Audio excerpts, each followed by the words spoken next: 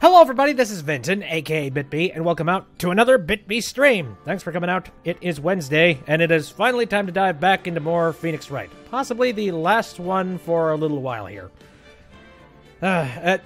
Depending on how we have set this thing up. Anyway, sorry that we kind of put this thing off till, I don't know, a few extra days. I mean, there was a hat kid, and it appeared out of nowhere, and I needed to make it happen, so... Now, we're going to be diving into the final chapters tonight, and we'll see if we finish it. Anyway, if you remember the last time that we did this, we have discovered that not only was Dahlia Hawthorne involved, but somehow she's in the courtroom today. Iris is missing, we don't know where she is, and as well as, who is this random person? Where, it's Dahlia, but she's dead. So who's channeling her? We don't know. This seems to be someone completely unaccounted for, unless it's someone that I completely forgot. I'm not sure, but we need to dive in, and we need to see it. All of it will be revealed as we dive into Phoenix Wright tonight. I'm looking forward to seeing how this ends. Hopefully it's not too much jumping through hoops. God, I hope not. I hope I don't run into some major roadblocks, but... I don't know. I feel like I'm just setting myself up for failure here. Anyway. Open up some water. Alright. February 10th, 1:06 p.m., District Court, Courtroom Number 7. Gasp! Now then, let's continue where we left off, shall we? Well, witness? Yes, how can I help you, Mr. Judge? Well, it seems that if we're to learn the truth, we'll need to hear your testimony. I have no problem with that. But when you've seen what I have, sometimes the truth is better left unknown. When you've seen what I have, yes. Ish. Yeah. In any case, let's hear your testimony. Tell us about the plan that was carried out that night. Oh, boy. The plan, huh? Well, she's either going to lie through her teeth or she won't care. The whole plan began with my death. Stupid plan hatched by Morgan Fay to install her own daughter as the next master. But for it to work, Maya Fay would first have to die. The idea was for me to kill Maya, then have the blame pinned on Iris. The plan went wrong, but it seems to have succeeded anyway. Oh, good for you. So that means you are... Wait a minute! Did you just say the plan was to kill Maya Fay? Yes. You have a problem with that? Don't give us that nonsense! There's no way that... Watch yourself, Trot. If you got a problem, solve it during cross-examination. That's one of my rules. How many rules you got? Mr. Godo is correct. And by the way, that's one of my rules as well. To kill Maya? Could it be true? Yeah, you just started, so you haven't missed much. Just the plan. So, alright, press time. So I might want to save. Don't have a whole lot of health.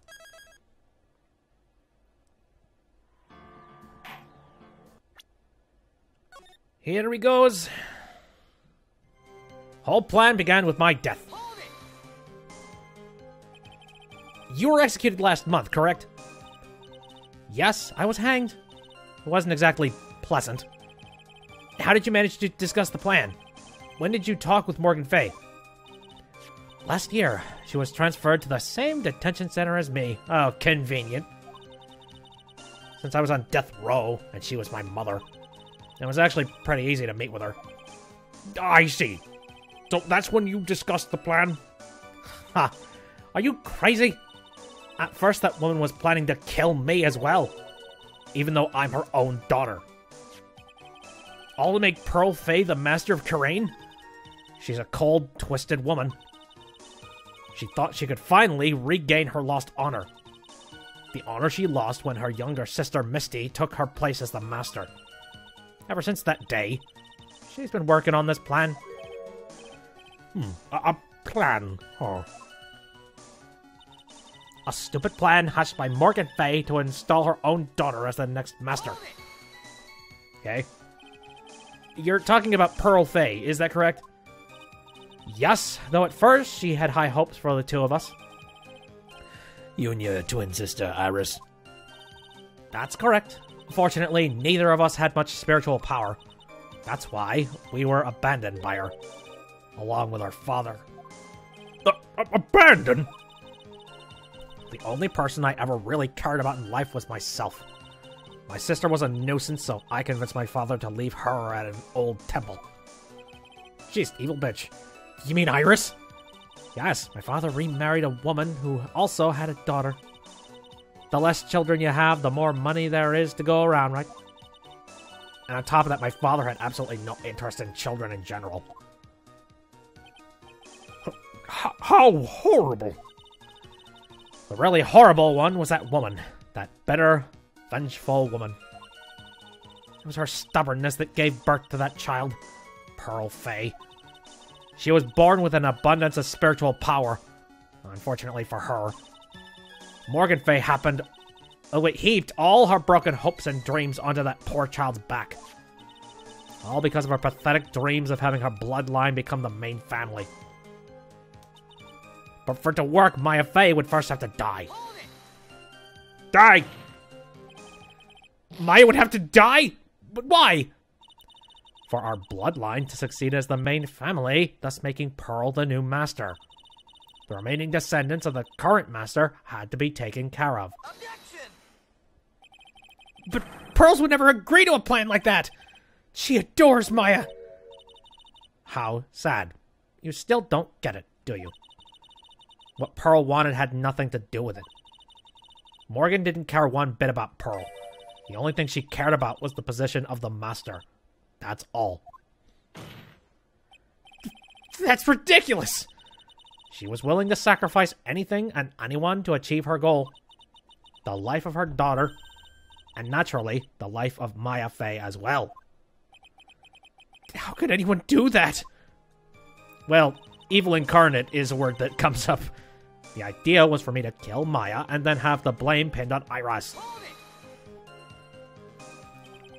You were going to kill Maya? Pearl didn't need to know anything about it. All she had to do was to follow the instructions in the letter and channel me. Then I would have simply used her body and finished the job. In any case, I'm already dead and there's nothing any of you can do to me. So the plan was to blame the crime on your younger twin? On Sister Iris of Hazakura Temple? She and I look absolutely identical. No one can tell us apart. If someone were to witness me killing Maya, naturally they would think it was Iris that had done it. And the witness in this case was the head nun, Sister Bikini? I never would have guessed she was going to return to Hazakura Temple that night. But she wound up seeing Iris' crime anyway. But why did you want to pin the murder on Iris in the first place? She's your twin sister, isn't she? Ugh. Twin sister? Don't make me laugh. She's nothing but a backstabber. I couldn't care less about her. Backstabber? You just don't understand. You never will. Anyway. The plan went wrong, but it seems to have succeeded anyway. In a way. You think the plan was a success? You heard me. Just as the woman had hoped. Maya Fay is dead. Now the title of the Master will pass on to Pearl Fay. That's absurd! Maya's just... She's just trapped! Trapped inside the sacred cavern!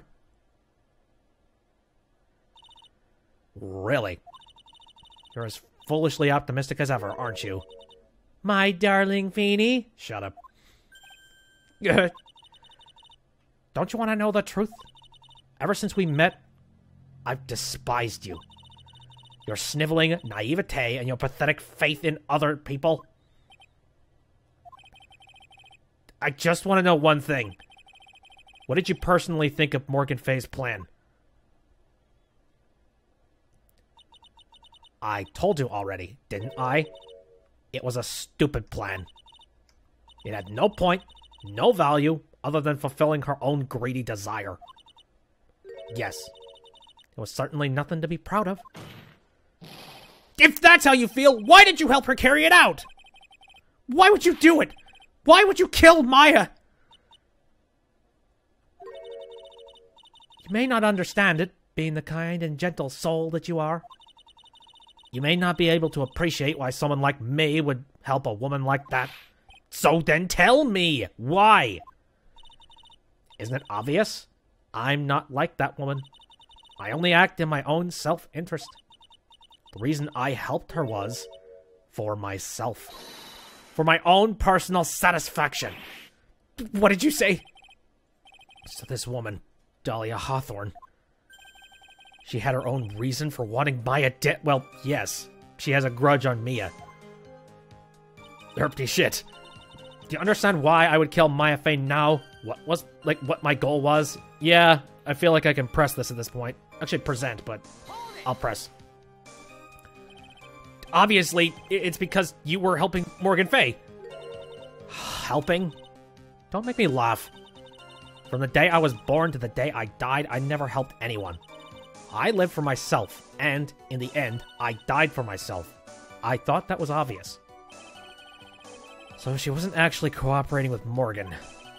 She was just using Morgan and her plan so she could accomplish her own goal. All I wanted to do was kill Maya Fey. That was the only way I could think to get revenge. Revenge? It looks like I have no choice but to present that piece of evidence. I can't believe it. She meant to kill Maya. I've got to keep a cool head. And I need to get more information out of her. It's the only way to understand this plan. And what she was after as well. Yeah, I think I know what it is. A little bit of personal revenge. Objection! Could it be that your actual goal had nothing to do with Maya Fey herself? As I said, none of you have the power to punish me anymore, because I'm already dead. Well, I had the same problem, you see. You can't punish the dead, and you can't take revenge against them either. You wanted to take revenge on someone? I was sentenced to die because of that woman. Mia Fey. I somehow knew this was it. Derpy, of course you did. I wanted to send her a message. It was at her hands that I suffered my first humiliation. I wanted her to feel the same pain she made me feel. Sadly, when I realized revenge was impossible, I gave up. And the reason it was impossible was it perhaps because Mia Fey had already died? Yes. And I realized there's only one way to take revenge against the dead. And how do you do that? Even when the body dies, the spirit, the ego, it lives on forever. I wanted to take away the person that Mia Fey loved most. I wanted to kill her with my own hands. That would be the one and only way I could take my revenge against Mia Fey. That was the reason I helped out with that woman's plan. Just for that? For that you would kill Maya? Your goal was no different than that of Morgan Fey! Yeah, but, she hasn't preached herself as a saint. As they say, the apple doesn't fall far from the tree. What a cruel plan. Cruel, cold, and heartless. Don't waste your time preaching to the dead. I've already told you, there's not a thing you can do to me. That night, at about 9:30 p.m., I materialized into this world. I quickly pinned my hair up, put on a demon warding hood. Then I picked up the staff that was by my side and left Hazakura Temple. So, it was Elisa Nim who channeled her after all. That ridiculous head nun never noticed a thing. She left Maya Fey at the inner temple and wobbled back, clutching her poor old back. What did you do then? That kid was easier to handle than I'd hoped. I caught up with her in front of the stone lantern, and I took out the dagger I got from the storeroom, and... oh boy.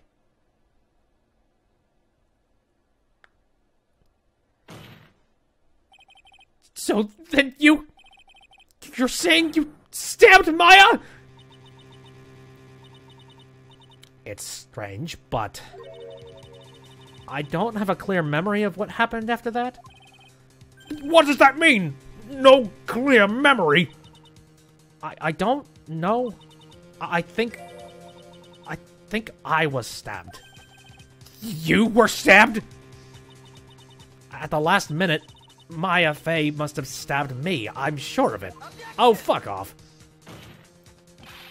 That's not like her at all.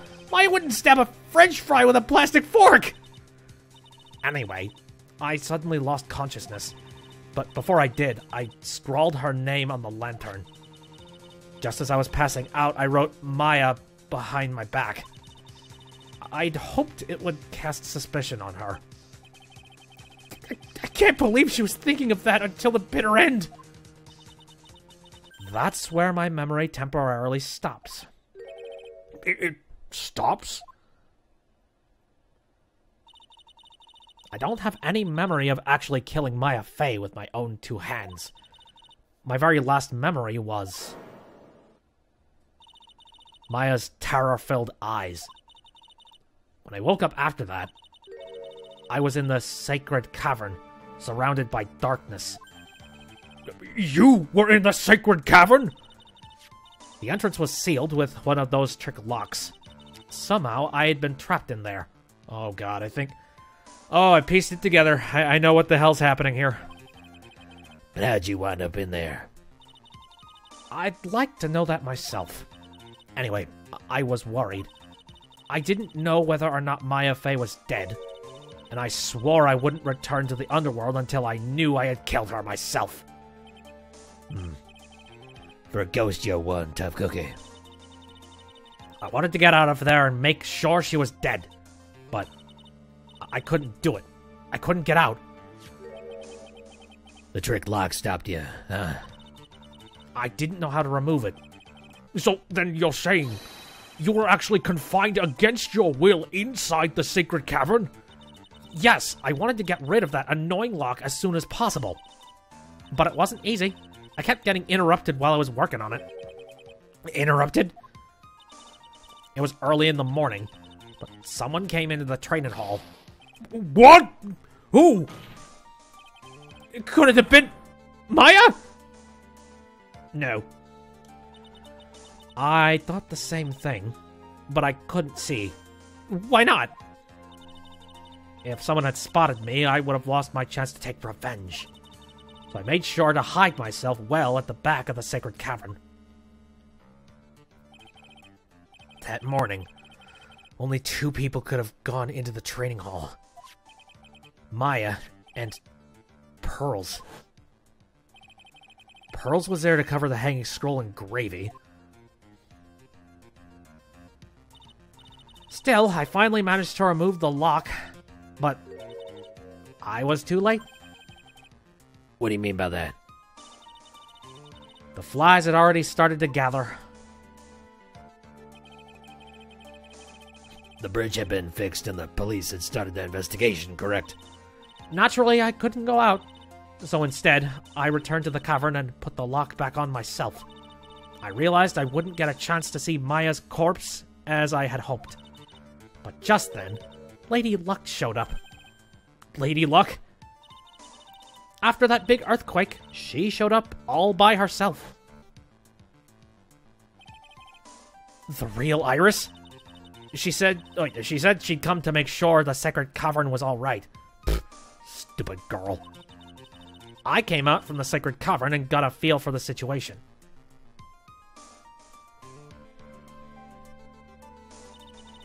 And I locked her away in my place. Yep, oh god, I figured. I had finally learned exactly what had happened. It was then that I learned that the plan had actually succeeded. What do you mean your plan had succeeded? I had misunderstood one thing, you see. That night, the one that had summoned me, I had assumed that it was Pearl Fay. Well, of course you would have assumed that. It was written in the instructions. But I was wrong. The person that had actually called my spirit back was... Misty Fay. The picture book. What? How? What? Well, that's really the only possibility, isn't it? After I lost consciousness in the garden, it was her body that was left lying there. I'm so confused. Maya Fay. I wasn't able to kill her with my own hands after all. But even so, I made her commit the most vile sin a human can commit. And that is? Matricide. The sin of killing her own mother! No way! Order in the court? What is the meaning of this? It's true that I was the one who attacked Maya Fay, but even so, the murderer who actually snuffed out Misty Fay's life was none other than your darling little Maya. Ridiculous! That's nonsense! Are you sure about that? Just think about it. There's even evidence supporting these facts, isn't there? What? What do you mean? What is this so-called evidence? The fact that Maya Fay has disappeared is evidence enough, isn't it? Huh? The idea that she's still in the sacred cavern is just ridiculous. She wasn't able to escape from the inner temple, that much is obvious.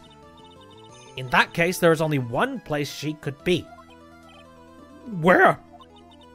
Do I have to spell it out? The bottom of the Eagle River, where else? Eagle River. Maya Fay killed her long-lost mother. Can you imagine the guilt she must have felt when she realized that? That's why she threw herself into the Eagle River. What proof do you have of that? Most bodies that wind up in there are lost forever. Bullshit. I have a theory of my own. So, what do you have to say now, Feeny? Oh.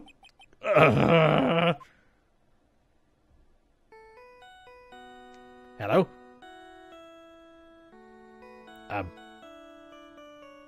So, Godo, is that your phone? Sounds like your phone. No, oops. Sorry, that's my phone. What kind of ringtone is that? Hey, you cannot judge. You have the Steel Samurai on your phone. Shut up.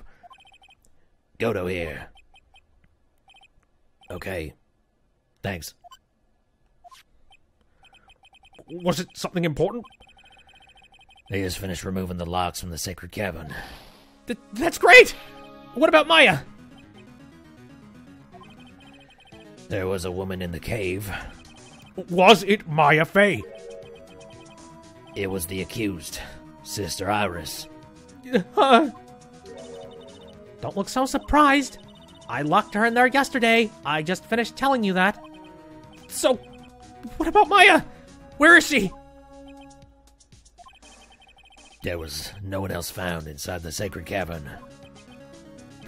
No, it can't be. I get the feeling Maya is closer than we all think. If you catch my drift, that's what I'm thinking about this. Very close. I told you, didn't I? She's dead. No. No!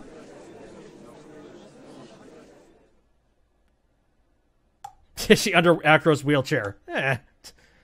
In a sense. It seems that this case has come to an end. A tragic end. Sadly, it appears the killer of Elise Donim, also known as Misty Fay, was her own daughter, Maya Fay. Overcome with guilt for what she has done, Maya Fay jumped into her death into the raging waters of the Eagle River. It can't be. Ha! Oh. Godo, do you have an idea? Try it. Have you ever heard this one? Once you eliminate the impossible, whatever remains must be the truth. No matter how improbable it may seem. What is that supposed to mean, Prosecutor Godo? According to this witness, Maya Fey threw herself into the Eagle River. However, is that really the truth? Remember, this woman testified earlier that the bridge was already on fire when the murder was taking place in the garden. Which means if Maya had thrown herself into the river, it must have been from the inner temple side near the bridge. That's right. That's where she jumped from. But that's impossible. It's impossible to jump into the river from there. What? Don't get your panties all twisted up, Trad. Just relax and think through the whole thing again. So it's impossible? Maya couldn't have thrown herself into Eagle River? Well, Mr. Wright.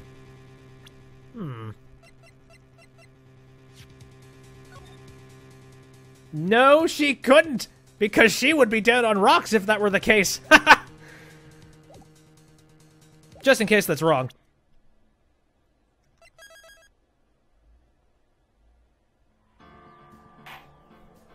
Sobs. Either that, or she would have to be a hell of a jumper to, like, leap it's like 5 meters, and then somehow manage to make herself into the river. And even then, that would be the shallow part of the river. Woof. Miss Hawthorne claims that Miss Fey threw herself into the river from the inner temple side. Do you have any evidence that refutes this claim? I do, Your Honor. It's impossible to jump into the Eagle River from the inner temple side. No one knows that better than this witness.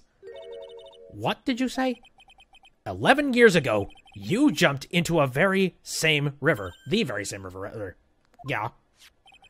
Just take a look at this overhead map.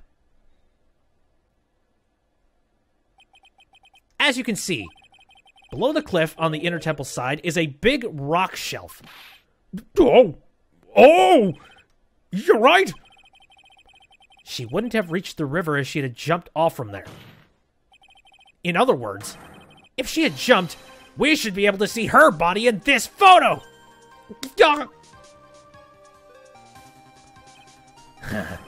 So you finally figured it out. You... No! Ah, so much yelling. Order! Order! You're just playing with me. Maya Fey's body is at the bottom of the Eagle River. There's nowhere else she could possibly be hiding. Miss Hawthorne, have you ever heard this one before? Once you eliminate the impossible, whatever remains must be the truth. You stole my line. Yes, a few minutes ago.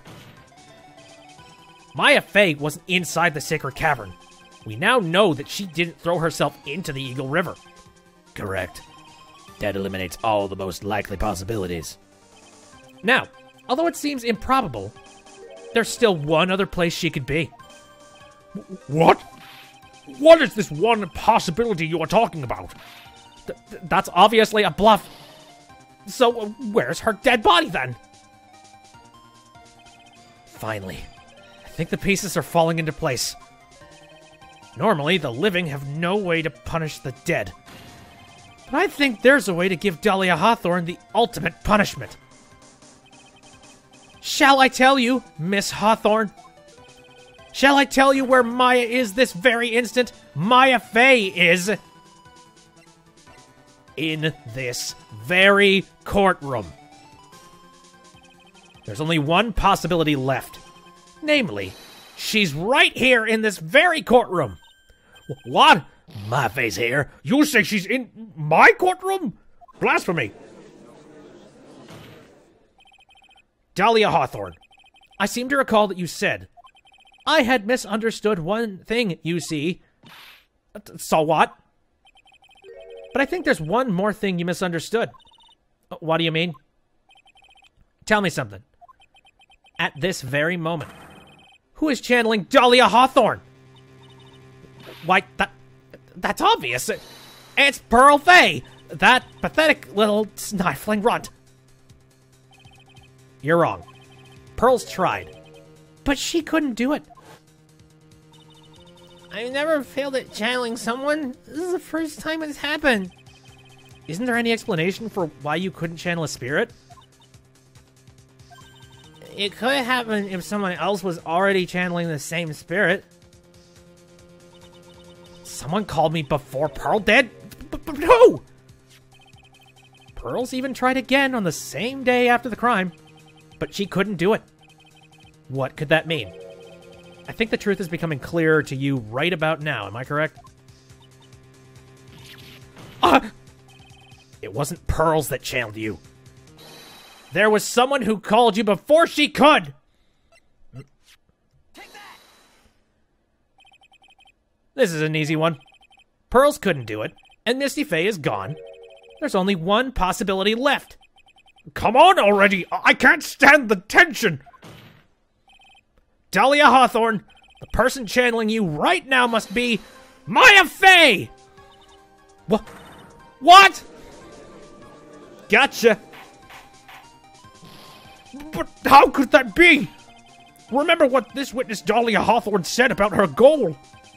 She said her own goal was to kill Maya Fay. Yes, that's right. But if Maya channeled the spirit of someone that was trying to kill her... Well, Gramps, what would happen? Could it be... It looks like you finally understand, Your Honor. Well, I don't... What are you all going on about? What I'm going on about is the reason Maya channeled you. And there's only one reason. To protect herself from you. To protect herself from me? Yes. On the night of the crime, you were only interested in one thing. Killing Maya Fay. The path back to Hazakura was closed off and there was nowhere for her to run. So then the problem became, where would be the safest place to hide? You mean that's when she channeled me? All this time you thought you had been channeled by Pearls. That's why it never occurred to you that Maya's hiding place was you! No! Don't say that! You're saying that I, Dahlia Hawthorne, was played by a fool? By that little whelp? Maya Fay killed herself, isn't it obvious? Sorry, but no. It would have been impossible for her to jump into Eagle River. This was the only avenue of escape open to Maya. The only way that Maya could disappear from the inner temple. I don't believe you. A stupid little girl like that would have never been out in the real world. She could never have come up with a plan like that. Who could have ever given her such a brilliant idea? Well, me, of course. Oh, shit! Mia, hello! Mia Fay! It's been a long time, Dahlia Hawthorne. Circuitry overload. So it's true. It was you. Yes. You're something else. But what are you doing here? That hair. It's Pearls, right? Tell me something, Dahlia. I want you to think back to that night one more time. You just cornered Maya in the inner temple's garden. And then, in the final moments of the fight, you lost consciousness.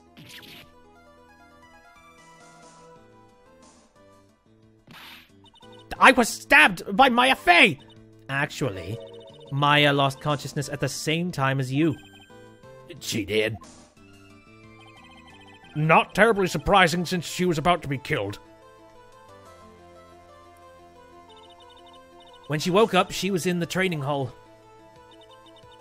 That's when Maya decided she needed help, so she channeled me. She explained in a memo the situation she was in. She asked me what I thought she should do. She did that? I can't believe it! Of course I didn't have all the details, but one thing was perfectly clear. And that was? I knew that you couldn't be allowed to wander free. Free? What do you mean? It was a race against time, so I wrote down 2 things that Maya had to do. Channel Dahlia Hawthorne as soon as possible, and lock herself in the sacred cavern until help arrived. So it was Maya who put the lock on there. Yes, but why did you order her to do those 2 things?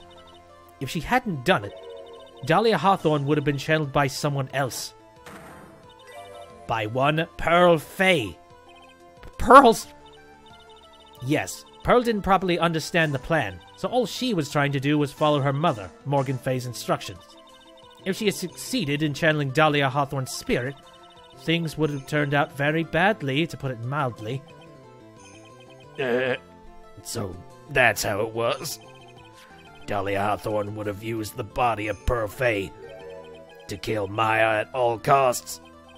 Yes, it certainly sounds like that was the intent all along.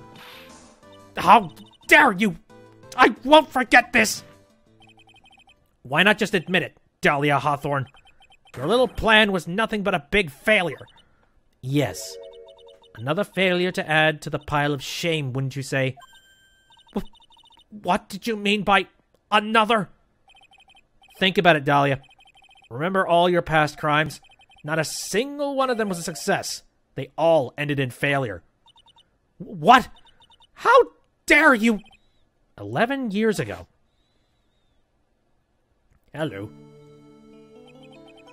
The fake kidnapping. Your very first crime.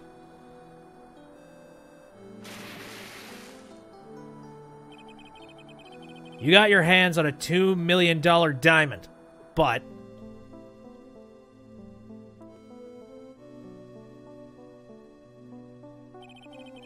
after Terry Falls escaped and went to meet with Valerie Hawthorne, the truth was exposed. Shut your mouth! That wasn't my fault! It was because of that stupid oaf of a prisoner and that weakling of a policewoman. And then, 1 year later, you tried to kill me. Well, I'm still alive, but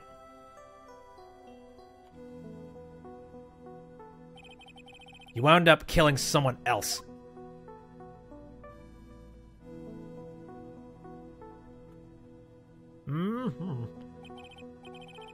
As a result, you were sentenced to death.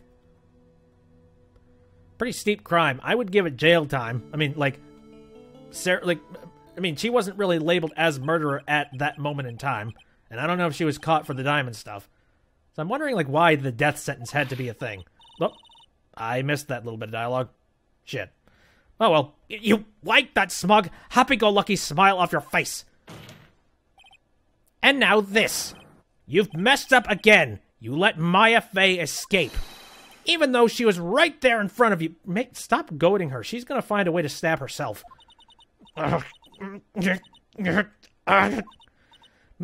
Mia Fay! Mia Fay! Mia Fay! Mia Fay! You spinster! I was supposed to kill Maya Fay like I swore I would. And if only you'd gotten the spiky-haired jerk the guilty verdict, I wouldn't have been hanged to death. True. But I think you finally understand, Dahlia Hawthorne. You will never defeat me. What? What did you say? Whether you're alive, dead, or somewhere in between, you will never defeat me. As long as I'm around, you're destined to lose for all of eternity. I remember what you said earlier in the trial. You said there was no way we could punish you, because you were already dead. What about it? Then you said, even when the body dies, the spirit, the ego, it lives on, forever. That's very true, Dahlia. And that's exactly the punishment you'll never be able to escape from. For all of eternity, you have to remain as Dahlia Hawthorne, a miserable, pathetic, weak creature who can never win at anything. And for you, there is no escape from that. No hope for freedom. Since the day you were executed, the narrow bridge that once stretched out in front of you has burnt to a crisp. You're wrong. It can't be. How could I lose to the likes of you? It no longer matters. I don't care whether you win or lose anymore. The only thing I want is for you to come out of Maya's body right now.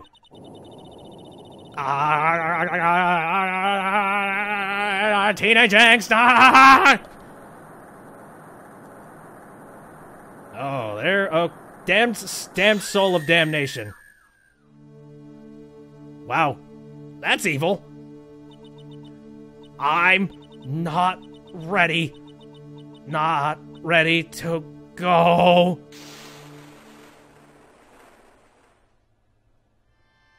What is even happening now? All right, Magnetama.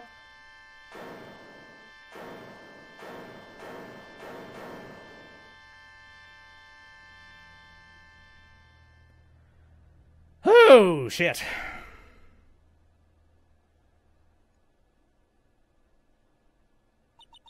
Hello, Nexus. Yep. Someone get a doctor.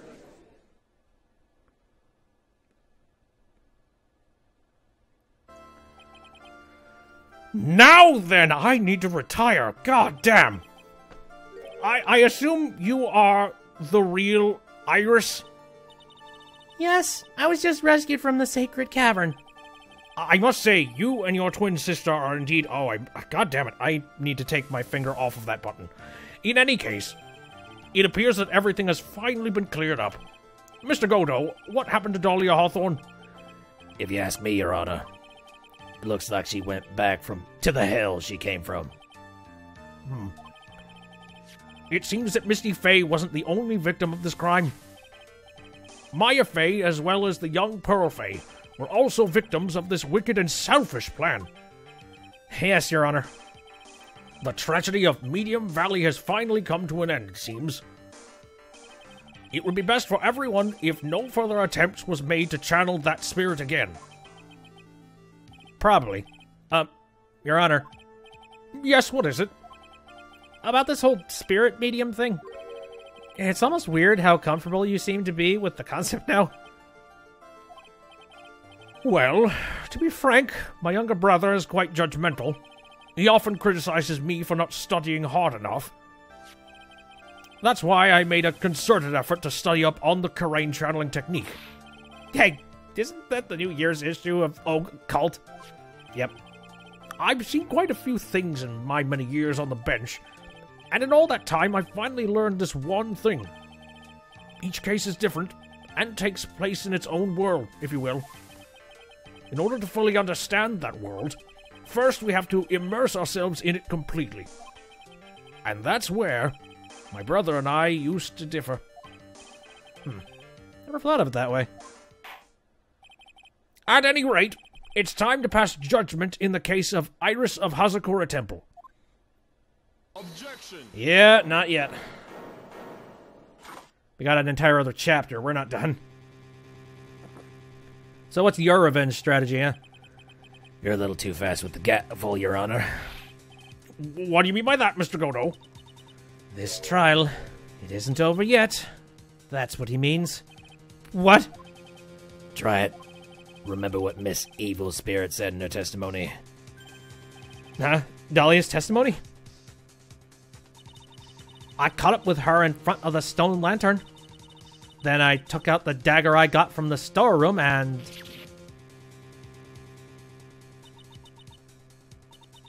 It's strange, but I don't have a clear memory of what happened after that. I think I was stabbed. Just as Dahlia Hawthorne was about to attack Maya, she was stabbed and killed by someone. Yes, that's right!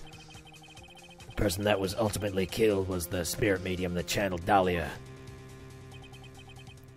At least don't him. No, Misty Faye. But who killed her? We still don't know who did it.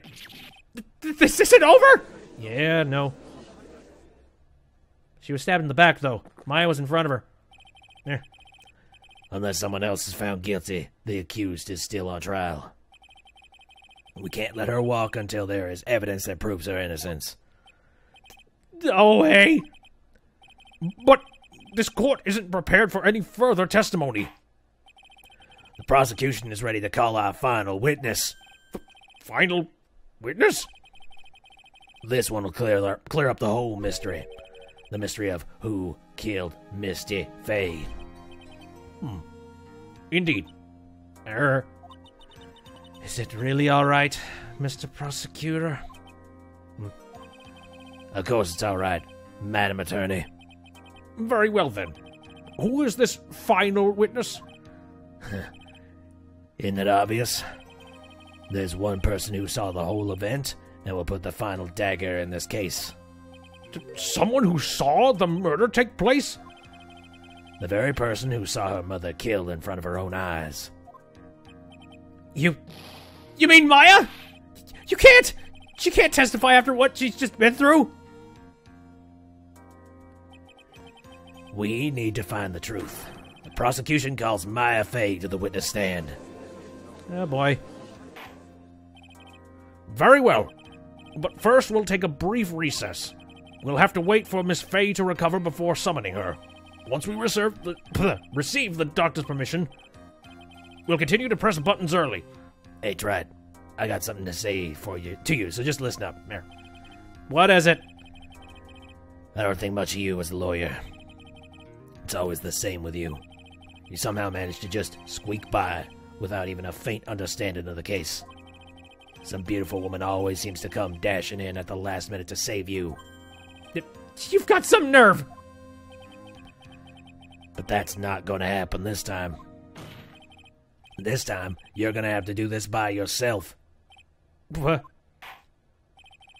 That's enough! This court is now in recess. Crap. Hey, lady. February 10th, 2:56 p.m., District Court Defendant Lobby number 1.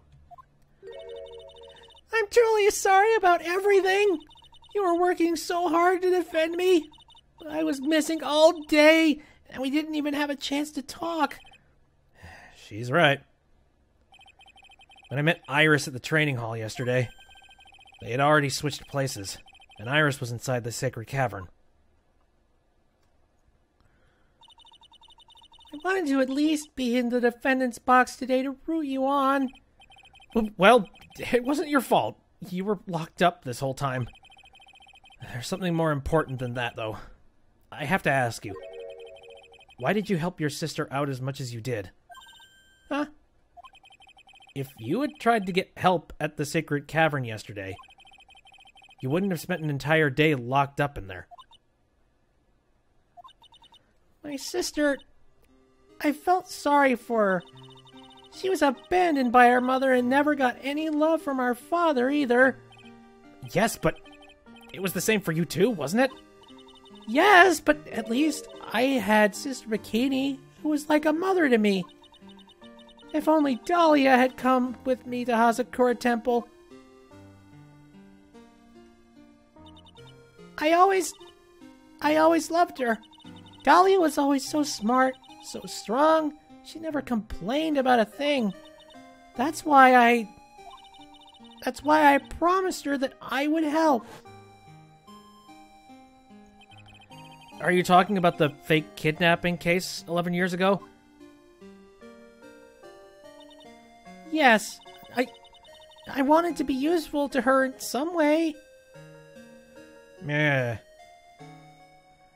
That was a little dim-witted of you. I'm sure it's like, I don't know, very, very... I mean, you've been living in a temple for a long period of time, so I guess you didn't know enough about the outside world to know that there were just terrors out there.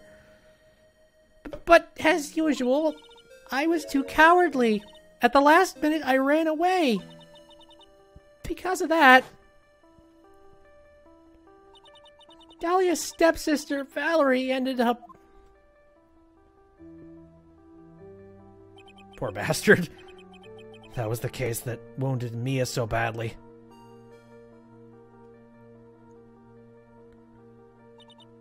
But things didn't end there, of course. Some people suspected that my sister was involved in the murder. Some people? You must mean... Yes, 2 defense attorneys, Mia Fey and Diego Armando. After poisoning Mr. Armando, who was getting too close to learning the truth, Dolly even tried to kill the person who had unknowingly hid the poison for her. You. That's right.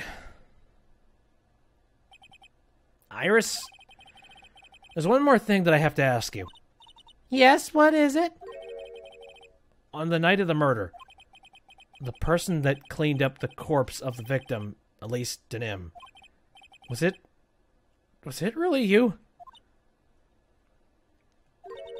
Yes, it was me. That night after I rang the lights out bell, I went back to my room. At around 10:30, I received a call on my cell phone. Why do you have a cell phone? Wait a minute. Oh, wait, yeah, that's right. I think she is allowed a cell phone. Do they have reception up there? I don't remember. Yeah, I have no idea. There's a problem. Come to the inner temple right away. I got on the snowmobile and headed for the inner temple, but the path to the inner temple was cut off. Oh, wait, no, sorry, wrong voice. The path to the inner temple was cut off, right? By giant smoking bridge. They get reception, yes. Okay, all right, that makes perfect sense then. Exactly. Can't just leave the body here. So you've got to do this exactly as I say. Got it? This is some Bugs Bunny level cartoon nonsense. Just got back. Dahlia has flown into the sky like an evil phantom. It was me. I was the one that received her body. The murder weapon had been left in her body so she wouldn't bleed too much. The staff that Mystic Elise always held. I knew it. So the actual murder weapon was the staff? Yes, that's right. I brought the body back to Hazakura Temple in the snowmobile. And then skewered it like a shish kebab. But why? Why did you alter the body? I didn't want anyone to know that the staff was the murder weapon. I didn't want to leave anything that would lead back to Misty Faye. So I dressed her in a robe and stabbed her with the Shishido. I wiped the blood off the staff's blade and left it next to her on the ground. Iris, just tell me one last thing. Tell me the name of the person that called your cell phone. The real killer. I'm sorry, Mr. Wright. I can't do it. I can't say who did it. I see. Do you literally not know, or just you're not going to tell me? Defendant! Yes? The judge is calling you. He wants to see you in his chambers. He has some questions about Dahlia Hawthorne. All right. Well then, I'll see you later. There's something I want to tell you. Oh, okay. Something she wants to tell me? Later. So it's true.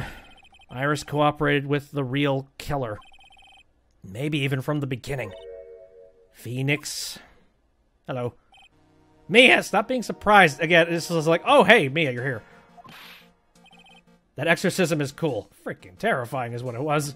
It was just like berating a spirit. I was seriously thinking that it's like, okay, so if she happens to have a knife or something sharp on her, I really hope she doesn't decide, it's like, wait a minute, I'm Maya Fey?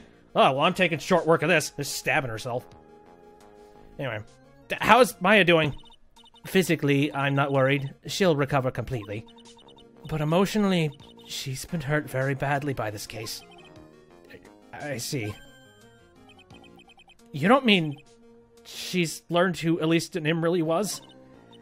Yes. I went to the medical office and talked with her. I told her everything I knew. But why? Maya is stronger than you think. I knew she could take it. All of it. What do you mean by that? I want you to figure that answer out by yourself. The trial is about to restart. The real killer. Do you know who it is yet?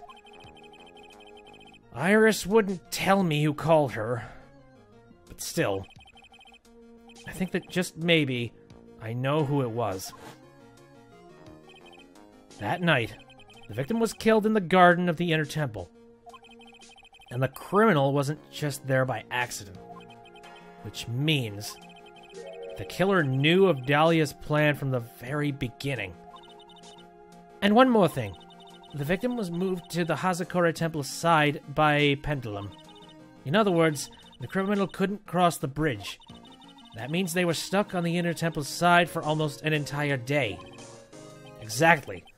So, the culprit was someone that wasn't in Hazakura Temple the following day. That's as much help as I can give you. The rest of the battle is yours to win. Or lose. Okay, I've got it. Thank you, Mia. This is very complicated. Finally, it's almost time to bring this case to an end. What exactly did Maya see anyways? And who was it that actually killed Misty Faye? Whoever it was, I have to prove it. Me. All by myself.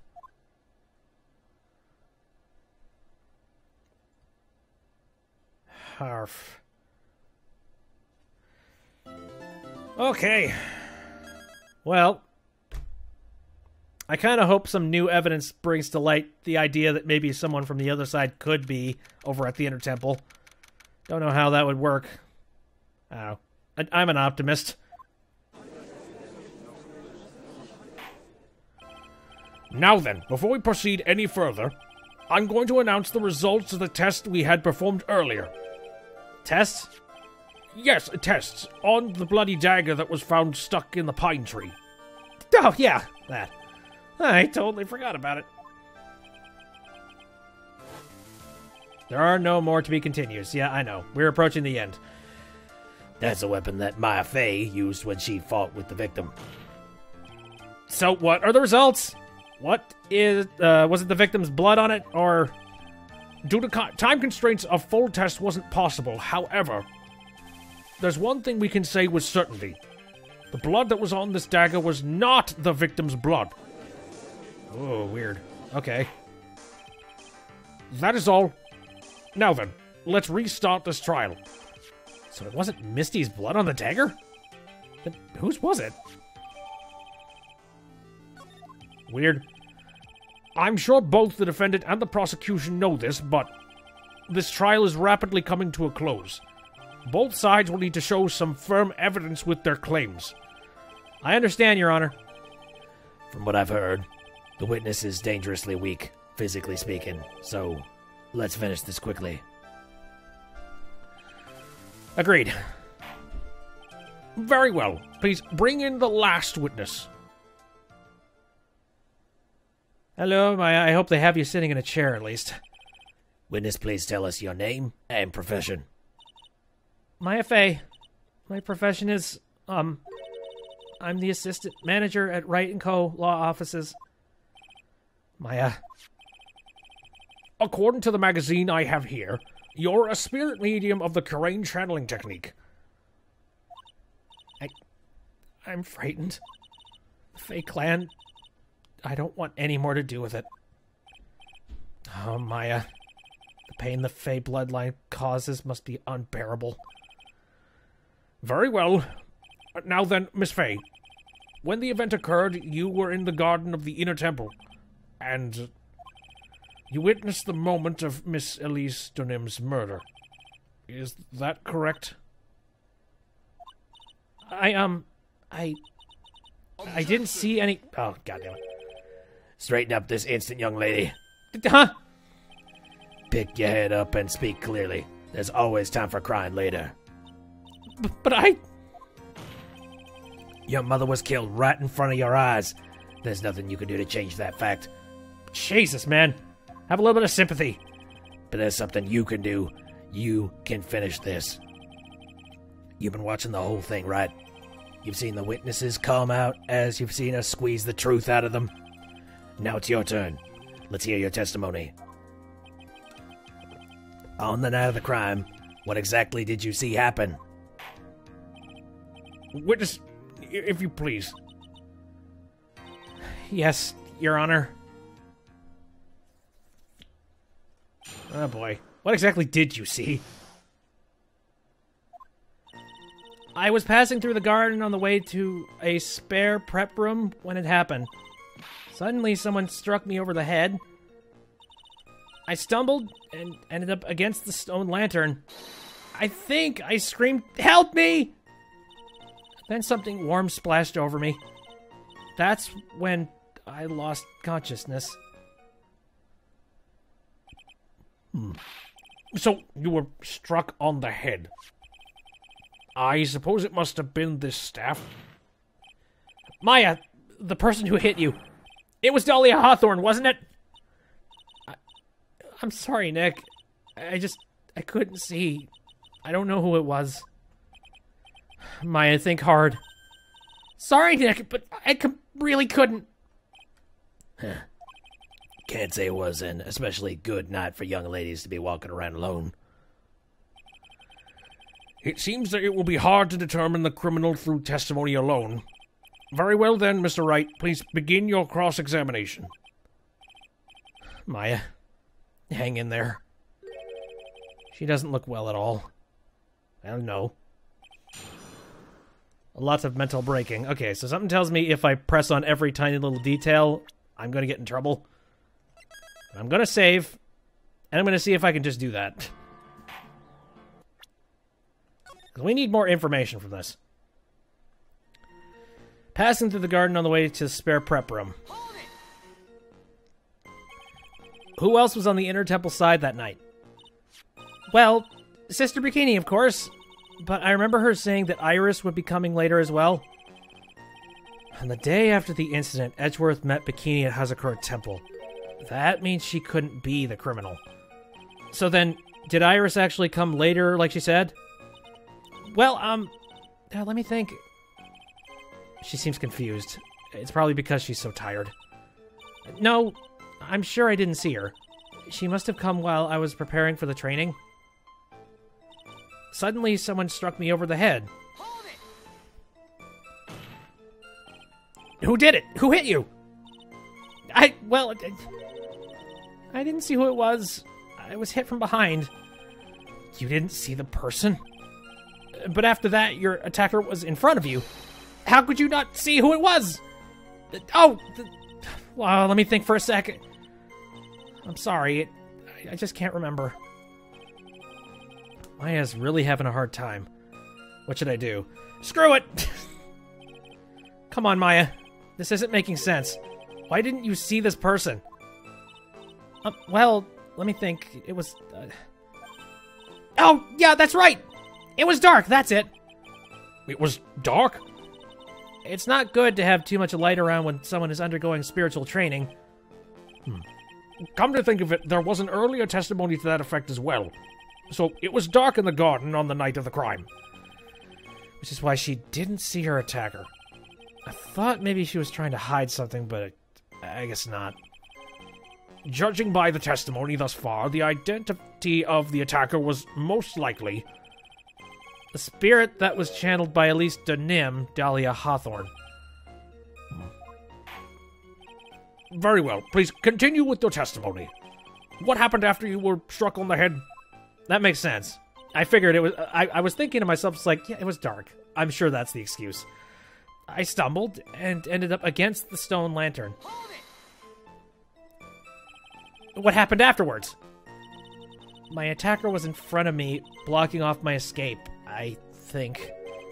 You think? After getting hit like that, I was in a state of panic. There were only two things rolling around in my mind at the time. Well now, this is beginning to get interesting. So what were the two things rolling around in your mind? My name is Maya Fey. 1 plus 1 equals 2. You see, for some crazy reason, I was afraid I was going to lose my memory. I know it's odd, considering my life was in danger, but that's how it was. That's not odd at all. That's not odd at all. Your actions are understandable and given the circumstances. So, what did you do then? We've already had someone lose their memory on the table, so yes. I think I screamed, "Help me." You think you screamed, but you're not sure? Listen, I was a complete wreck. It was dark and I couldn't see my attacker. Was it a man, a woman, an adult, a child? I had no idea. I was scared out of my wits. Believe me, my dear, I'm certain I would have soiled my robes, not sobbed my robes. I thought this person might attack me, so I... Anyway, I'm pretty sure I screamed. I thought that it was my last hope. Wow. It sounds like poor little Maya really was out of her mind. But I wonder what she meant by last hope. What do I do? Do I press her for more details? What did you scream? So, you're certain that you screamed, "Help me"? I think so.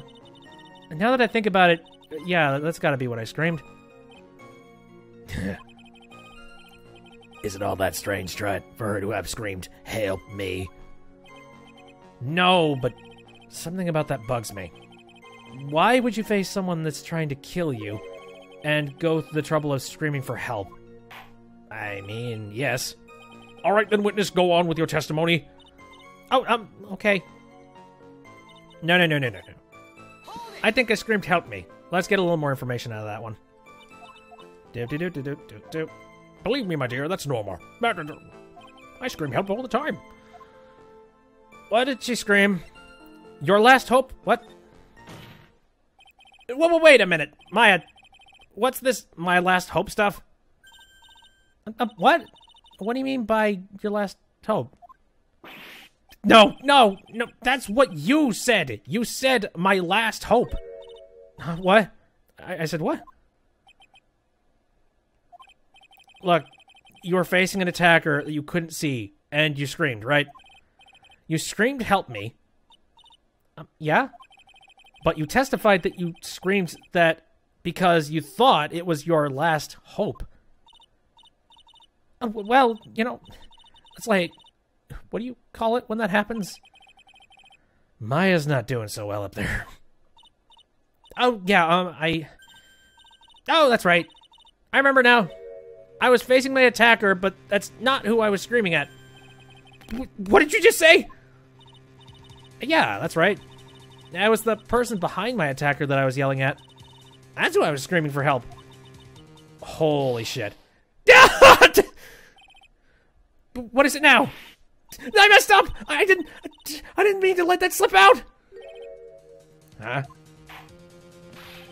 Witness, are you absolutely sure of what you're saying? Behind the attacker, there was another person? I am... Well, I meant to keep that part a secret. What have I done? Takes a ton of pressure to make a diamond. That's what I always say. You say a lot of things. A ton of pressure. You're in a court of law here. You can't make things up or try to hide things in this chamber. Witness, the information you just presented is vital to the case. I want you to add it to your testimony. I could see a man behind my attacker by the light of the stone lantern. Ah, finally. Okay. A man, eh? A man? Who was this man? Well, you see, I couldn't see. You couldn't see. She used this excuse twice now. Well, you know, lantern light isn't very bright. Lantern light, did you say? There's a great big stone lantern in the garden. We said it was unlit, though. There's always light when it's an acolyte. When an acolyte is there for training. Hey, you know what they say? Under the lantern, darkness reigns. So I couldn't see the person that was further away. but not... I could see the person that was further away, but not my attacker, who was close. Plus, there weren't any other light sources in the garden at the time. Then something warm splashed over me. You don't mean... Was it... I didn't know it at the time, but... I think it was probably blood. Is she saying that's what Mr. Nim... is she saying that's when Mr. Nim, who was channeling Dahlia, was stabbed in the back by the killer? At that moment, I was paralyzed with fear. I was just sitting there in the snow. I'm sure blood got on everything around me. Any theories on who it was? She's stating it's a man. There aren't a whole lot of men in this establishment. Including men who would be interested in killing frickin' Misty Faye. And also Maya. It would have to be somebody who very maybe it's somebody who very directly wants all of the Fays killed. Could it was it Morgan's husband somehow? That'd be great. That's when I lost consciousness. So what happened next? I don't remember. How were you saved? You don't even remember that. No. I haven't got any idea. I really don't know what happened at all. That's too bad. I've worked side by side with Maya for 2 years now. I can tell when she's trying to hide something by how she acts. And right now, I'm absolutely certain she's hiding something. I'm a little bit perplexed on this one, and I don't know. I'm going to start just presenting things that I think might have something to do with it. Objection! Nope. Your Honor, what do you think about the witness's statement? Nope. Oh. The only man that I could possibly think of at this point would be this guy. No, nothing. Could I present the stone lantern then? Because was not lit the night of the crime. I think that's it. Shit. But I just used up a whole bunch of my health, so fuck it. Your Honor, what do you think about the witness's statement? That's an orb, Phoenix. Oh, it is? Okay.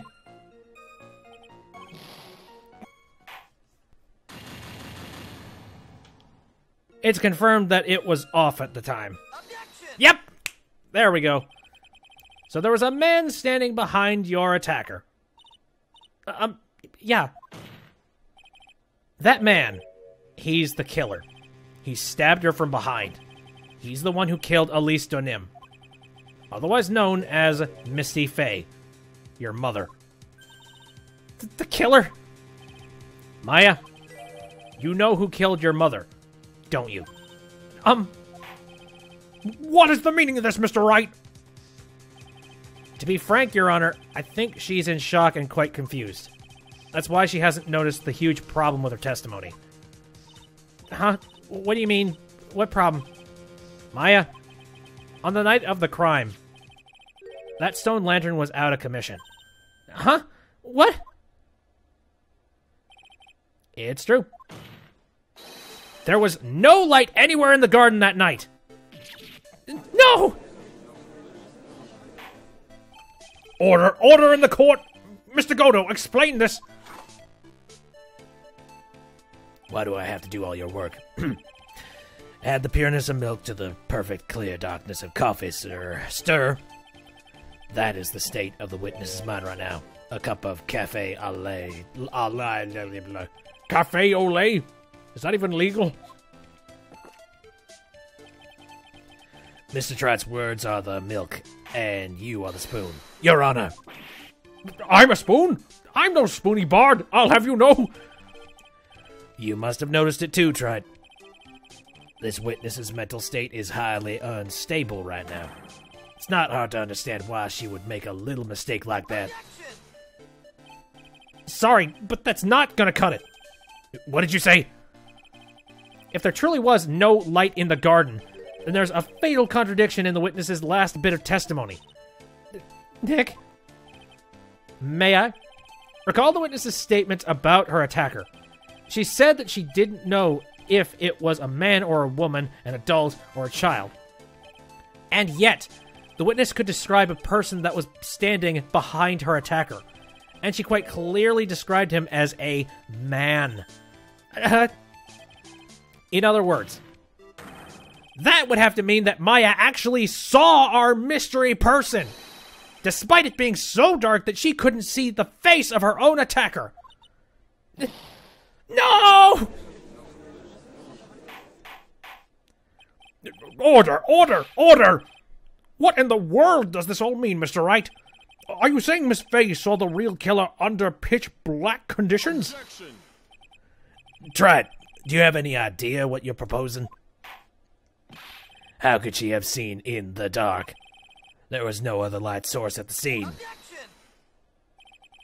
There are some things you can only see in the dark, Mr. Godo. Maya, you did see who the killer was in the dark.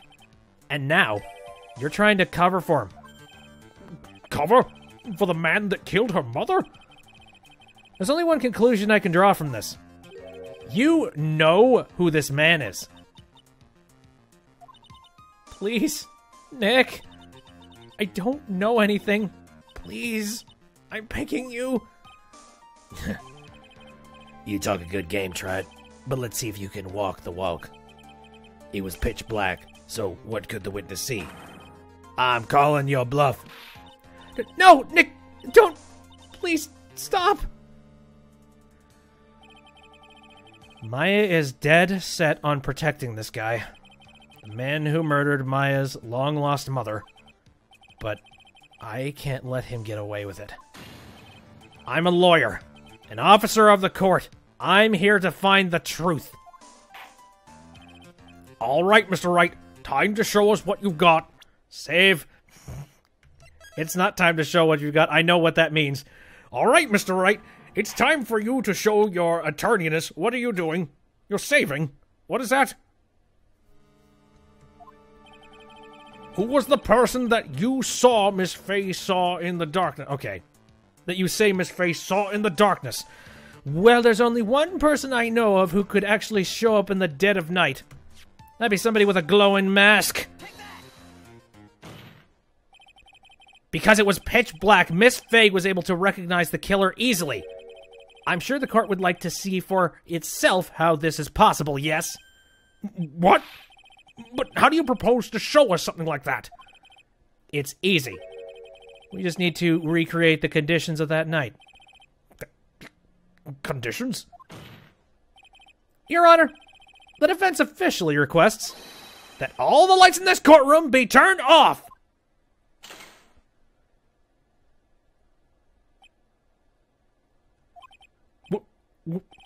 This is... But it can't be.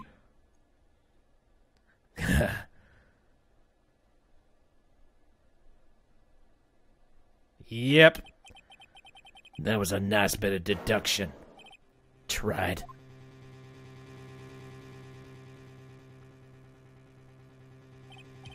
Well, everyone, this is the man Maya saw on the night of the murder. Order! Order! Order! Prosecutor Godo, what is the meaning of this? Cool, calm, and Joe as ever. Surely you must be shocked to hear yourself accused of such a thing. Why aren't you denying it?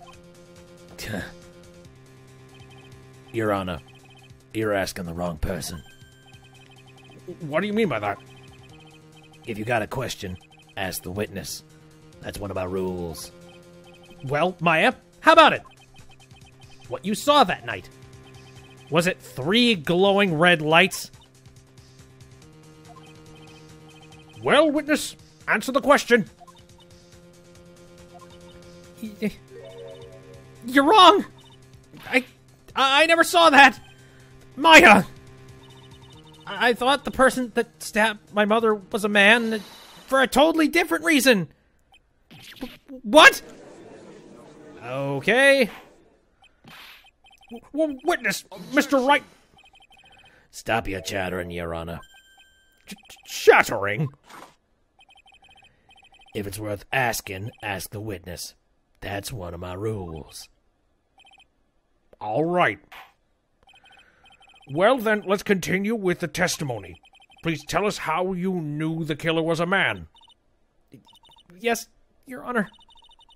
I didn't realize it until after I woke up, but... All right, new testimony. The killer. When I came to, I was just lying there on the training hall floor. By the time I got back to the garden, the place had totally changed. The torches were lit, and the body was gone.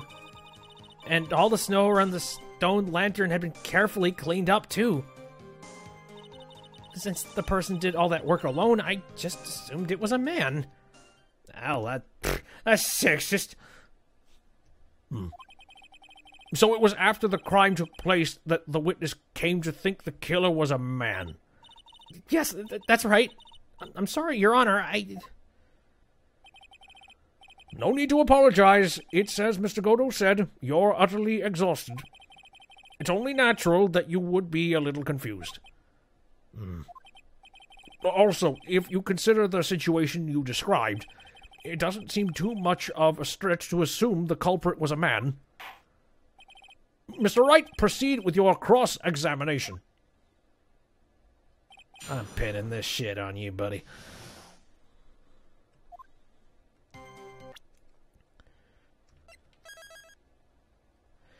All right, game time.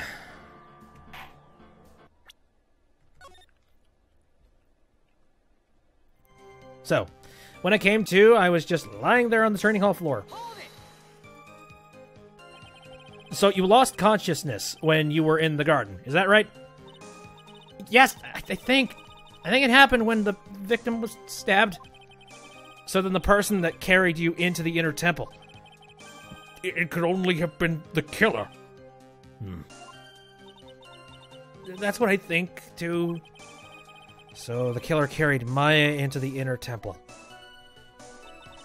By the time I got back to the garden, the place had totally changed. Naturally, the killer must have done it, right?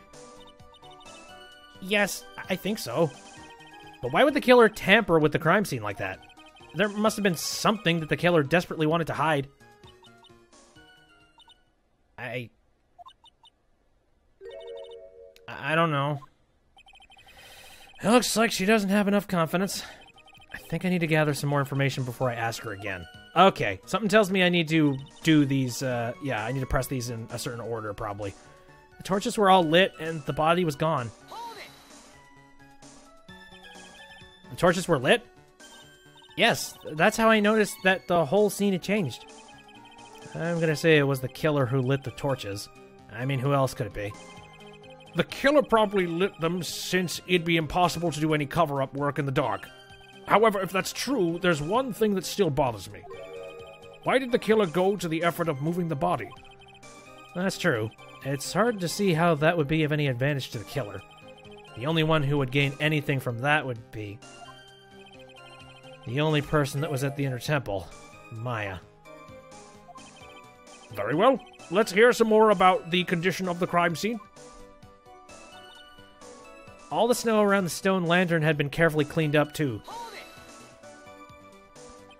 So you're saying the killer cleaned up the snow? It did look really odd. The snow was removed in an unnatural-looking rectangular shape around the lantern. There were a lot of shovels around the inner temple, but they're all really heavy. Way too heavy for me to use. An odd fellow indeed, this killer. Why on earth would anyone want to take snow away? Well, there's one thing I can think of. Didn't you say that a lot of the victim's blood sprayed onto the snow? Yeah.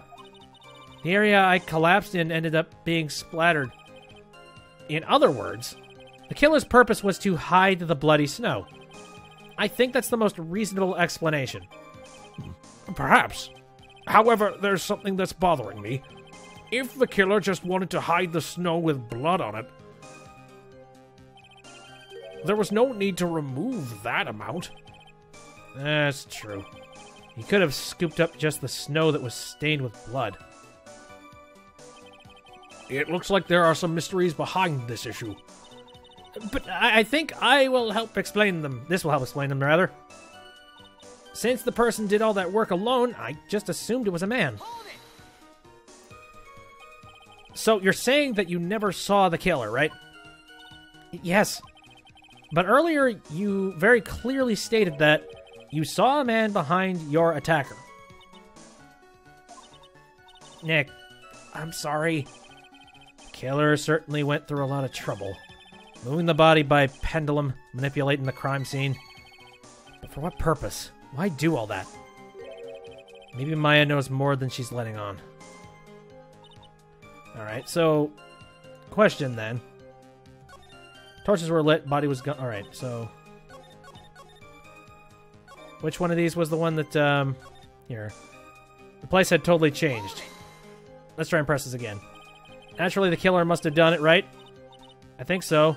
Why would the killer tamper with the crime scene like that? Must have been something the killer desperately wanted to hide.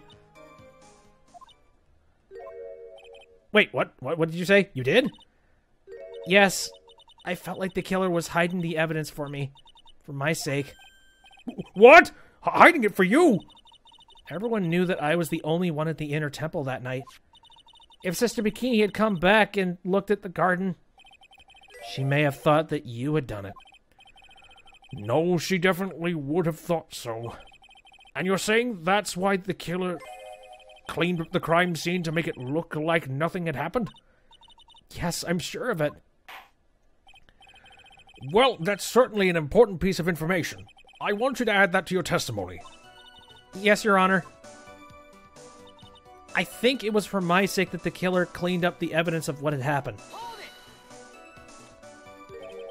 They did it for your sake? Well, if the body and the blood hadn't been removed, I would have immediately been the prime suspect, right? Yes, I suppose that's true. Yeah. And if that happened, the body would have caused some other problems too. If her real identity had come out right then, it would have been terrible.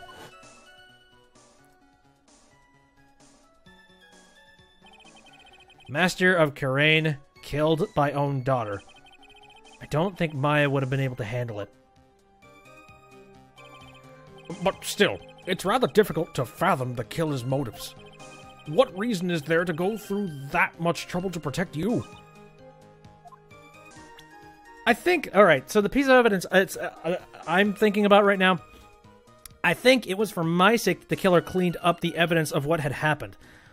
Well, riddle me this. If that were the case, why didn't he clean the stone lantern? That was the main crux of the whole thing. It's like, okay, so you cleared out all the snow. Good for you. There's blood all over the lantern. Yes! Okay, that's exactly it.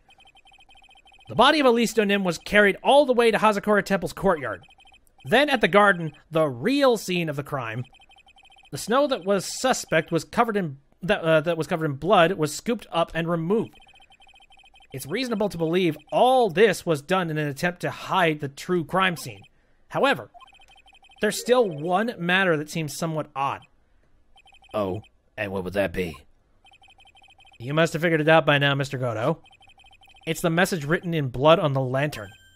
It was written very clearly on the white stone lantern. Maya. If the killer was so motivated to protect Maya from suspicion, then why didn't they wipe the writing off the lantern? You're right.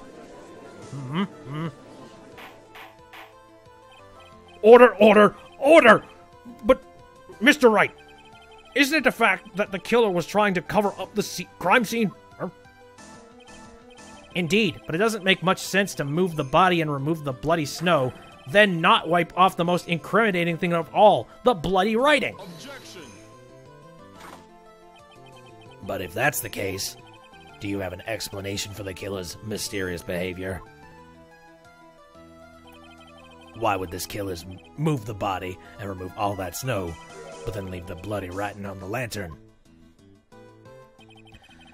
I don't know what the killer's plan was, but it's a fact that the killer left the writing on the lantern. There must be a reason for it. Well then, Mr. Wright, let's hear your opinion. Why did the killer leave the message written in blood on the lantern? Killer didn't notice it. Prosecutor Godo, earlier in this trial, you gave me some good advice. Once you eliminate the impossible, whatever remains must be the truth. Maybe you're not as dumb as I thought. The real killer wanted to disguise the fact that a crime had occurred there. If that's the case, they wouldn't have left the bloody writing on the stone lantern on purpose. Therefore, it must mean that they didn't notice it. But that doesn't make any sense. The torches were all lit and everything. There's no way any normal person would miss something as glaring as that. You're right. There is no way any normal person would. What? What are you trying to say, Mr. Wright? There's only one person involved in this incident who could have missed seeing the bloody writing altogether. And who would that be? Who is the person that could have failed to notice the bloody writing? Who do you think? Mr. Godo, this is what you said yesterday. My eyesight is pretty messed up. Even with these huge goggles on my head, I still can't see everything. You can't see everything? Is that correct, Mr. Godo? This lantern was submitted as evidence today. I would like the court to think back to the moment it was first presented. This lantern. There's something written on it. Why, it's written in blood. Nonsense! This lantern, it's as clean as a whistle. Mr. Godo, just admit it. There are certain colors you can't see, correct? You can't see red on a white background, can you? That's right. We went through this once before, during the poisoning case at Trey Bond. This is the apron that delightful Miss Bird was wearing at the time, and somehow spilled coffee on. There's something still bothering me, Mr. Godo. Why have you not explained the blood stain to the court? Bloodstain? What bloodstain would that be? Don't play games, prosecutor. The blood-colored stain that's smeared all over the apron. That's ridiculous. No one told me anything about a bloodstain. You could see the coffee on your white apron there, but you couldn't see the ketchup because it was red.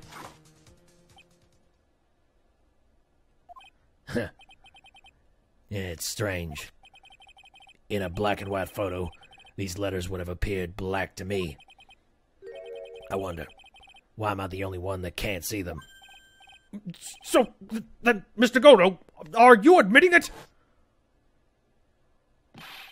Are you admitting that you can't see the red writing on the lantern?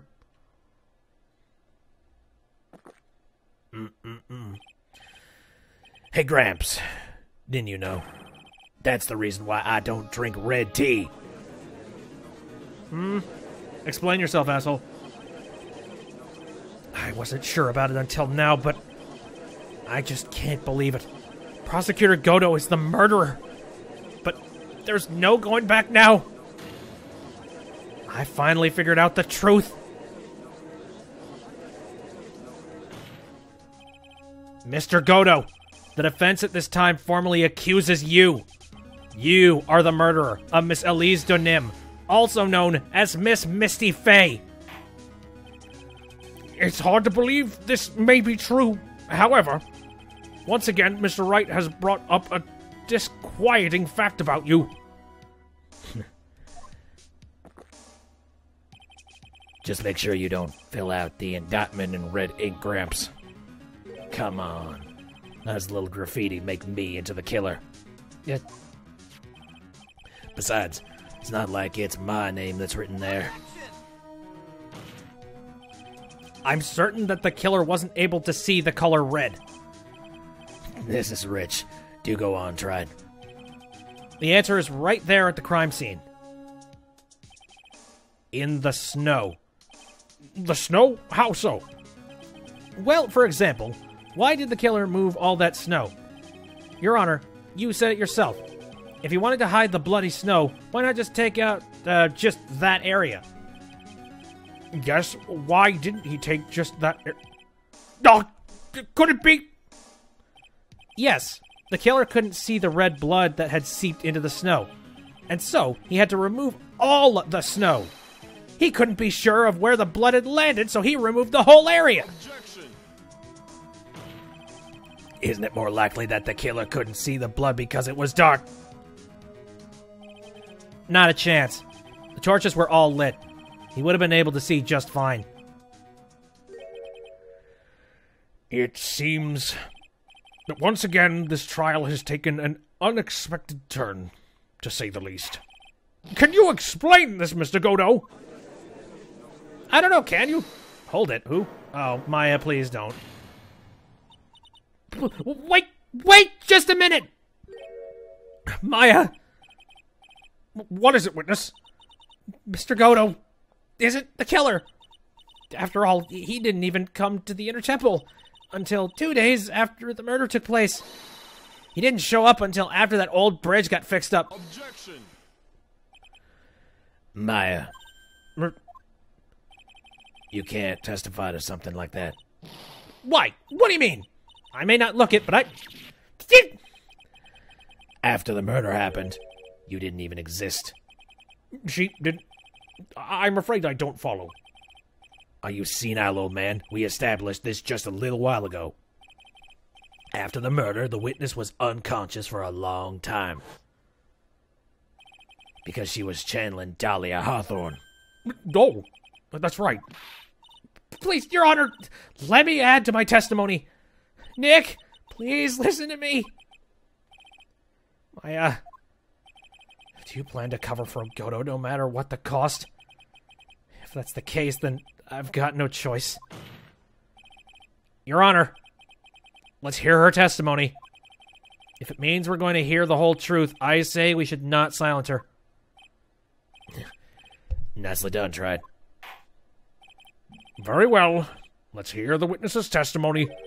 Please tell us what happened at the inner temple after the murder. Yes, sir. After I woke up, I began channeling, and my spirit left me, as it were. But little Pearlie was there at the inner temple, too. All right, now we get some information about that. What was Pearlie doing the whole damn time? Pearlie was also stuck on the inner temple side that night. The next morning, she looked around but couldn't find anyone.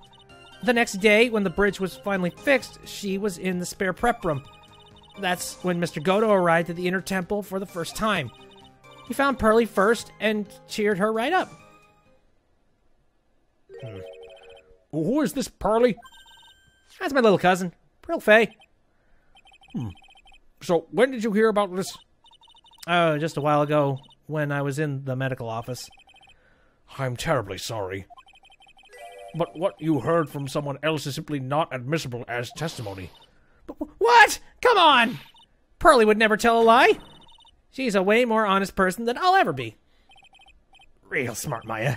You always know the best things to say when you're under oath. The prosecution has no objection. We believe the witness. Mr. Godo! Let's just move on to the cross-examination. If the defense has no objections. This is highly unusual, but... Well, Mr. Wright... Let's get this cross-examination started. Very well, I'll find a hole. First off, though, doing good. Saves.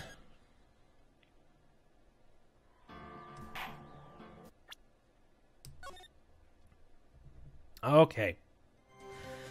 Pearlie was also stuck on the inner temple side that night. Makes sense. So, where do you think Pearl slept that night? In the spare prep room next to the training hall, I guess. There's a rule that you can't enter the training hall during an acolyte's training. But even so, why did she go to the inner temple in the first place? It seems that Pearls became very worried about Maya. She knew that the spiritual training I was about to undergo was very intense. Pearls was supposed to channel Dahlia Hawthorne. but she couldn't do it. That's why she headed to the Inner Temple. However, Dahlia Hawthorne was already there, possessing the body of Alista Nim. The next morning, she looked around but couldn't find anyone. She searched the entire Inner Temple side, end to end. Well, you see, Pearlie gets pretty scared when she's alone, and there weren't that many places to look. She said that she even went back and forth several times. The Inner Temple side has two structures, Training Hall and the spare prep room. And there's also a storage shack, I think. That's about it. There's a storage shack, too? Pearls was looking for other people, right? Would she have really examined a storage shack all that carefully? Well, if it was me, that would be the first place I would investigate, of course. So that means it's possible that someone may have been hiding in the storage shack? Yeah, meh. The next day, when the bridge was finally fixed, she was in the spare prep room. Meh. Pearls didn't hear the sound of them working on the bridge. What do you mean? I was just wondering why she would stay in the prep room. If it was me, I'd at least go out and wait at the foot of the bridge. Oh, well, Pearlie said she was sleeping at the time. She said she was so scared during the night that she couldn't sleep well and woke up a bunch of times. Oh, poor little girl, all alone like that. Well, we know that she had at least one friend in the Sacred Cavern. Dahlia Hawthorne, who was busy battling with the trick lock. She couldn't let anyone see her, so she would have shown herself to Pearls. Yeah. What happened after the bridge was finally fixed? And that's when Mr. Godo arrived at the Inner Temple for the first time. So, it was your first time on the Inner Temple side, Mr. Godo. That's funny. Am I imagining things, or did the defense ask me a question? Mr. Wright, please save your questions for the witness. What you heard from someone else is simply not admissible as testimony. Those are your words, Your Honor. Touché, Mr. Wright. Oh, well. What do you have to say, Mr. Godo? Hot nights and even hotter coffee. That's what I always say. It wasn't a hot night. It was freezing as hell. If I hadn't have been for this case, I never would have visited here. Freezing cold temple in the mountains. I think I'll pass. So he had never visited Hazakura Temple or the Inner Temple, huh? You want to say something, Tread? In any case, I have to find a crack in Godo's armor. While I cross-examine Maya, that is. Very well. Please go on with your testimony. After fixing the bridge, the policeman came over to the Inner Temple side, right? Yes, then Mr. Godo. He found Pearlie first and cheered her right up. Did he make funny faces? Does he have like a special multicolored neon strips in his light thingy? He cheered her up. That's when Pearlie said, she said he was a very nice older gentleman. Thank you for looking after my cousin, Mr. Godo. And here I was thinking you were nothing more than a coffee addict. I'm both, Your Honor. I'm a caretaker and also a coffee aficionado. Man, cut it out. You're making me blush. This guy is really beginning to get on my nerves in more ways than one. Truth is, there aren't many places to look on the Inner Temple side. The police were all busy going over the garden with fine-tooth combs, so I decided to carry out an investigation in my own way. Dodo style. In the same way, I like to hand down verdicts in my own way. Judge style! Maybe I should ask some questions. Phoenix style! What was your investigation? You said that you conducted an investigation of your own. Did you find anything? Yeah, it looks like my investigation went about as well as yours tried. After all, I did miss the bloody writing on the lantern. Well, I didn't miss it, so speak for yourself, Goggles. The only odd thing I discovered was the beauty in the training hall. Beauty? Misty Fey, naturally. Clad in her stunning Japanese garb, surrounded by this hue and aroma of Western tastes. Western taste. Could he find a stranger way to describe gravy? So from there, you headed for the prep room? Wait a sec. What did Godo just say just now? I think I just found his proverbial weak spot. There's only one thing of any importance here. Where was Godo when the murder was taking place? He must have already been at the inner temple when it happened. Otherwise, he couldn't have killed Elise and him. So what about that gravy bit? There's something about the gravy bit. Something that proves it's like, oh hey, this thing. Cheering up Pearls. So you cheered Pearls up.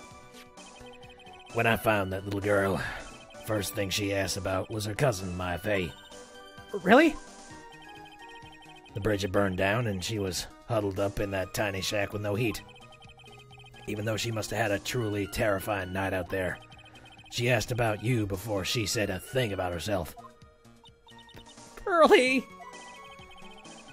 I noticed that you weren't anywhere on the inner temple side, but I couldn't find it in me to tell her that.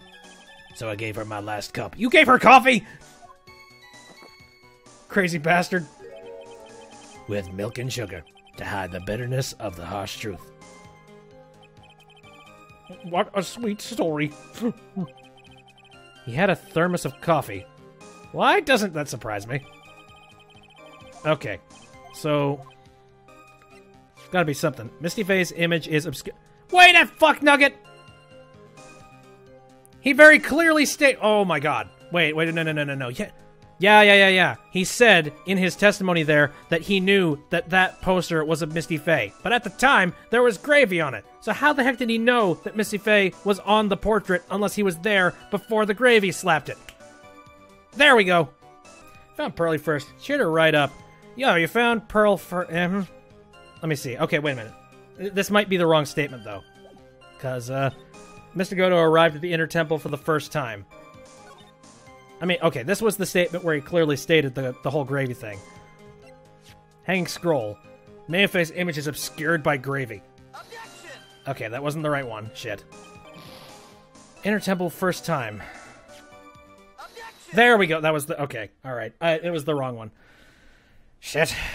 Mr. Godo! The first time you crossed Dusky Bridge and went into the Inner Temple was long before the murder took place. Why do you say that? Because he just made one fatal slip-up. The hanging scroll in the training hall. Hanging scroll? But Mr. Godo is right. That scroll shows a picture of my mother. Maya, I know you know who it is, but here's something you didn't know.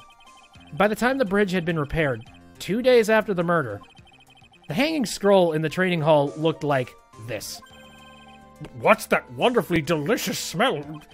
It's probably not delicious at this point. It probably smells just like chicken rot.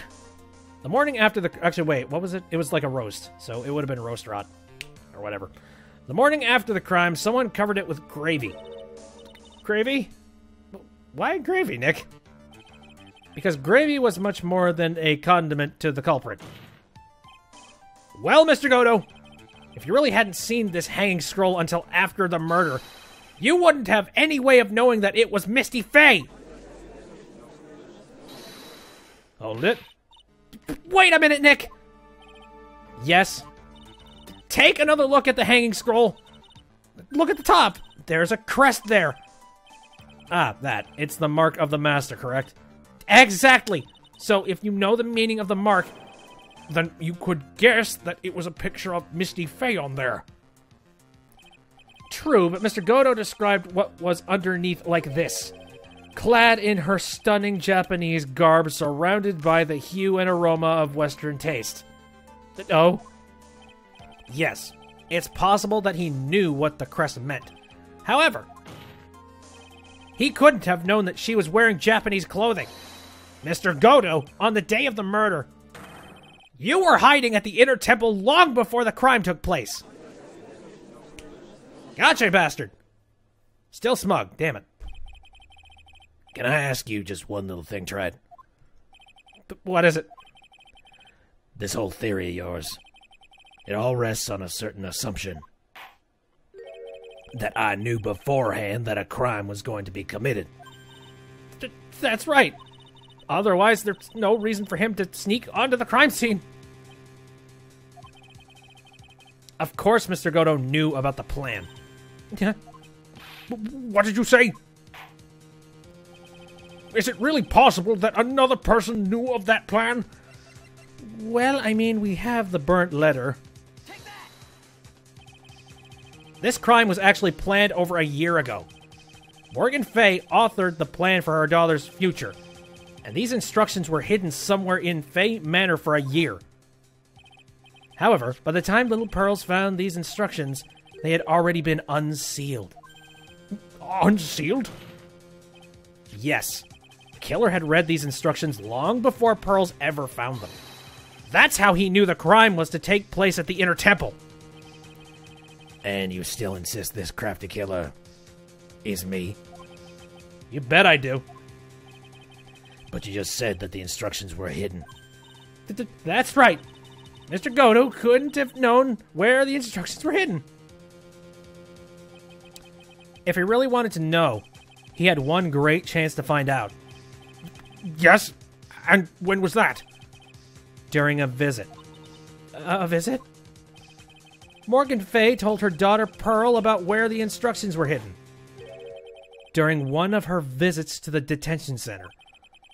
That would be the only time for someone to have learned where they were hidden. Eavesdropping on a visit at the detention center? Yes, it could be arranged if you were someone with easy access in and out of there. Like, for example, a prosecutor such as Mr. Godo! Not to mention, he's done this shit before. Order, order, order! Mr. Godo! Oh, wait. Was it he that did that before? I know prosecutors can do it, considering that, Von Karma did it. Mr. Godo, you're under fire again! This murder could not have been carried out without prior knowledge. And you were the only one that could have acquired this information before the murder. Mm-hmm. What do you have to say for yourself, you coffee-slugging bastard? Humans are afraid of the dark. And yet, at the same time, we're fascinated and bewitched by it. Maybe that's why humans drink the darkness that is coffee. Quit with your coffee bullshit. Sorry for always asking, but what does that mean? It means there's a reason for everything. According to your theory, the killer in this case eavesdropped on a conversation during a jail visit where he learned of a hidden plan for a crime. After discovering the plans, he hid the inner temple and waited for the crime to occur. Then he ultimately took a person's life. And he did all of that just to protect this witness. That's right. If you're accusing me of this crime, I have to ask you, why would I do this? This girl is nothing but a stranger to me. I got no reason to go through that kind of trouble to protect her. I am what you see. I am certainly not the type that to rescue the damsel in distress. The killer's behavior is certainly extreme, for lack of a better word. Even considering that the killer wanted to protect this witness's life, his behavior is still a little too unnatural. However, you had a good reason, didn't you, Mr. Godo? An unshakable reason that forced you to protect this witness at all costs. I knew it. You figured it out, haven't you, Nick? Maya. I guess you were doing your best to cover for Godo. For the same reason, huh?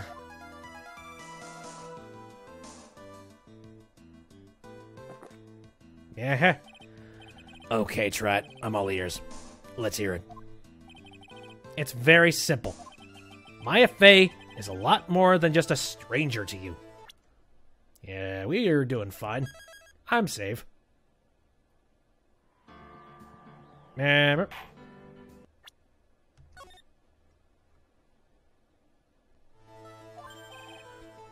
What's this? there's one person who lies at the very center of this whole story. One person that ties you and Maya Fey together inextricably. Let's see. We don't have his profile. One person that ties you and Maya Fey together. That would have to be Miss Dahlia Hawthorne. No? Did I fuck that up? Sorry, but at this point in my life, I am a lone wolf. I got no connection to that person whatsoever. Yes, and by the way, I don't have any connection with them either, Mr. Wright. Damn. I mean, Dahlia definitely does link the two of them together. But I don't see where Phoenix is going with this. Yep. Do I have paperwork for the previous... Yeah, do I have paperwork from the one court case that many years ago? I'm missing an obvious person. Oh.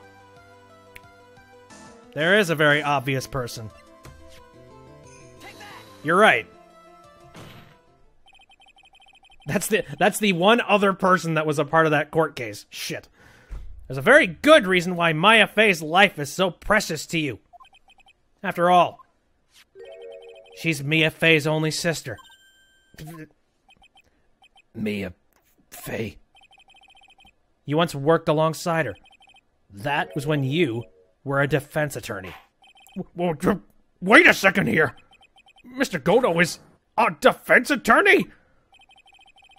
With your Honor's piercing intellect, you must have figured it out by now. The real name of this man who calls himself Godo, his real name is Diego Armano. Isn't that right?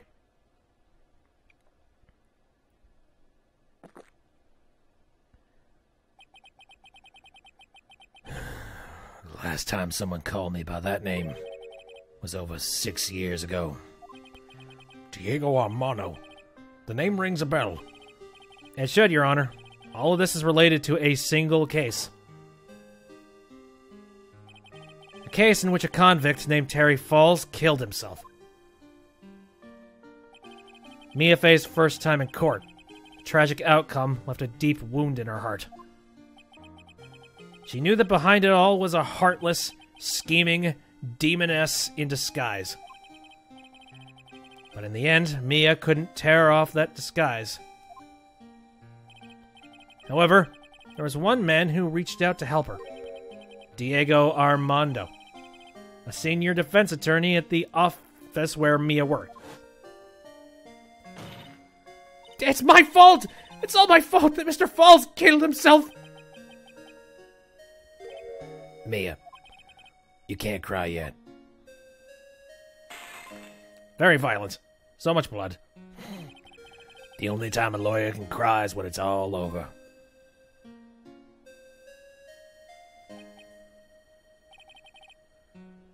I was moved by her. The way she put all her faith in her clients. That pure, sweet heart of hers. That's why I could never forgive Dahlia Hawthorne. Mia and I thoroughly investigated that fake kidnapping incident. Then one fateful day, Dahlia wanted to meet with me. It had been 6 months since the trial. We met in the courthouse cafeteria. I just remembered. 6 years ago, right here in this courthouse, you were poisoned. Even I didn't see it coming.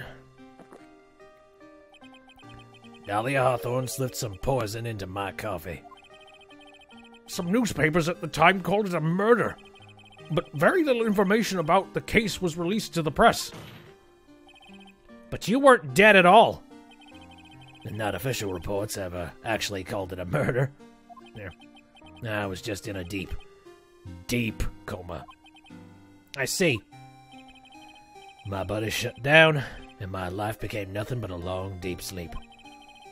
That woman's poison did a real number on my central nervous system. I lost my sight, and all of my hair turned white due to the damage it caused. That's terrible. Apparently, it was a miracle that I ever regained consciousness.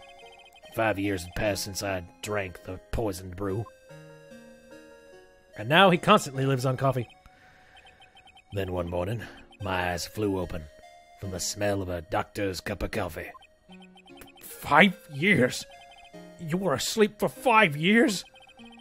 And the worst possible news was waiting for me. Mia Fey was dead. From the very moment I opened my eyes, I had already lost everything I thought I had. The woman I loved had been murdered, and the woman I loathed had been sentenced to death. The woman you loathe? The woman who had spiked my scalding hot coffee, Dahlia Hawthorne.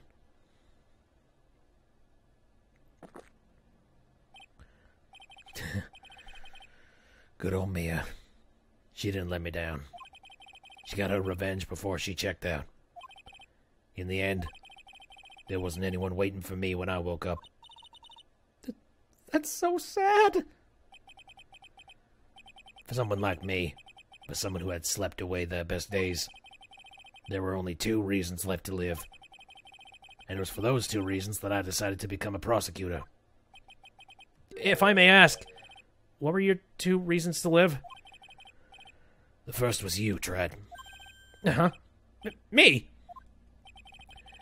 If I hadn't drank that stupid poison, Mia Fey never would have died, much less the way she did. You were the only one who was there to protect her. But you let her die. It was all your fault. It wasn't like that! I wanted to see for myself what kind of a man you really were. So that's why you became a prosecutor? My other reason for living, she goes by the name of Mia Fey. You mean me? You were the only way I could make up for the sin of not saving Mia. 1 year ago, when the Kirain village incident was resolved, it was obvious that Morgan Fey was planning something. Whatever her evil plan was, I was determined to stop it. My role as a prosecutor put me in the perfect position to do something about her. That's how you overheard Pearl's visit with Morgan at the detention center. I knew that the time was drawing near. Since I knew the plan, I thought I could foil it. My goal was to outwit the plan. I thought if I could do that, I could keep that girl from being caught up in it. That makes sense. If Pearls had known that the actual purpose of the plan was to kill Maya, she never would have helped out. Finally, the day the plan was drawing near, I contacted both my accomplices. Accomplices? Iris of Hazakura Temple and Misty Fey. I especially needed the help of Iris. She was to take the fall in my backup plan in case we couldn't control Pearl Fey. But how did you contact my mother? She had been missing for almost 20 years. Officially, yes. What do you mean, officially? You've heard about it, haven't you? About the strong ties between the main family and the government. Now that you mention it, Bikini did say something to that effect. She said that the master of the Kirain had great authority. Even without her official position, Misty still wielded great influence. The police have been keeping an eye on her movements all this time. That's how I was able to contact her. Again, because of my position as a prosecutor. So my mother was cooperating with you? Don't ever forget. No matter how far away from you she was, she never stopped thinking about you. She was always... That's why I knew she would do anything to protect you.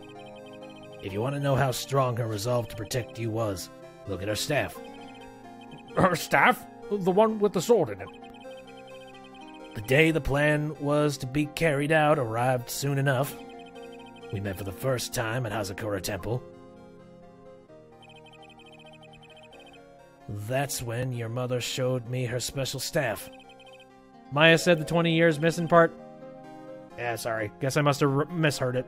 It's really difficult that everybody's names are just like small lettering on the frickin' screen. Anyways. I realized it then, just how far she was willing to go. She was ready to use that sword to protect you from Morgan Fay, if necessary. Yes, even if it meant paying the ultimate price. Mother. That night, the night of the crime, there was just one way to stop Morgan's evil plan. You mean pearls, don't you? We had to make sure she didn't channel Dahlia Hawthorne. Well, Pearl, what are you going to do tonight? Well, if you'd like, you can come to my room. Perhaps we can read some books together. We thought we could prevent her from playing her part in Morgan's plan, but she never showed up. She was worried and followed me to the inner temple. That was the thing we were most afraid of, and that's why Misty Fay had to do the channeling herself. She channeled Dahlia Hawthorne into her own body. What? What do you mean? If she channeled the spirit first, then Pearls wouldn't be able to do it herself. As Master Kirain, Misty Fay's power was supreme, so that's how it went down. She channeled Dahlia Hawthorne so that Pearl Fay wouldn't be able to. Shock! Such a cereal. Also, talking with, as an aside, talking like Godo, it's destroying my voice, but yeah, let's keep going. What? Is this true? My role in the plan was to make sure no one was going to hurt Maya Fay. That's why I hid myself at the inner temple, just in case you needed to be saved from Dahlia Hawthorne. Godo. Anyway, that's all I'm going to admit to. Tried. Yeah. There's no doubt about it. You're a great defense attorney. But you're gonna have to do the rest yourself. The background leading up to this incident has been laid bare. There's just one question remaining, Mr. Wright. Who killed the victim? There are only two possible suspects right now. Maya Fay. And I'm sad to say, you, Mr. Godo.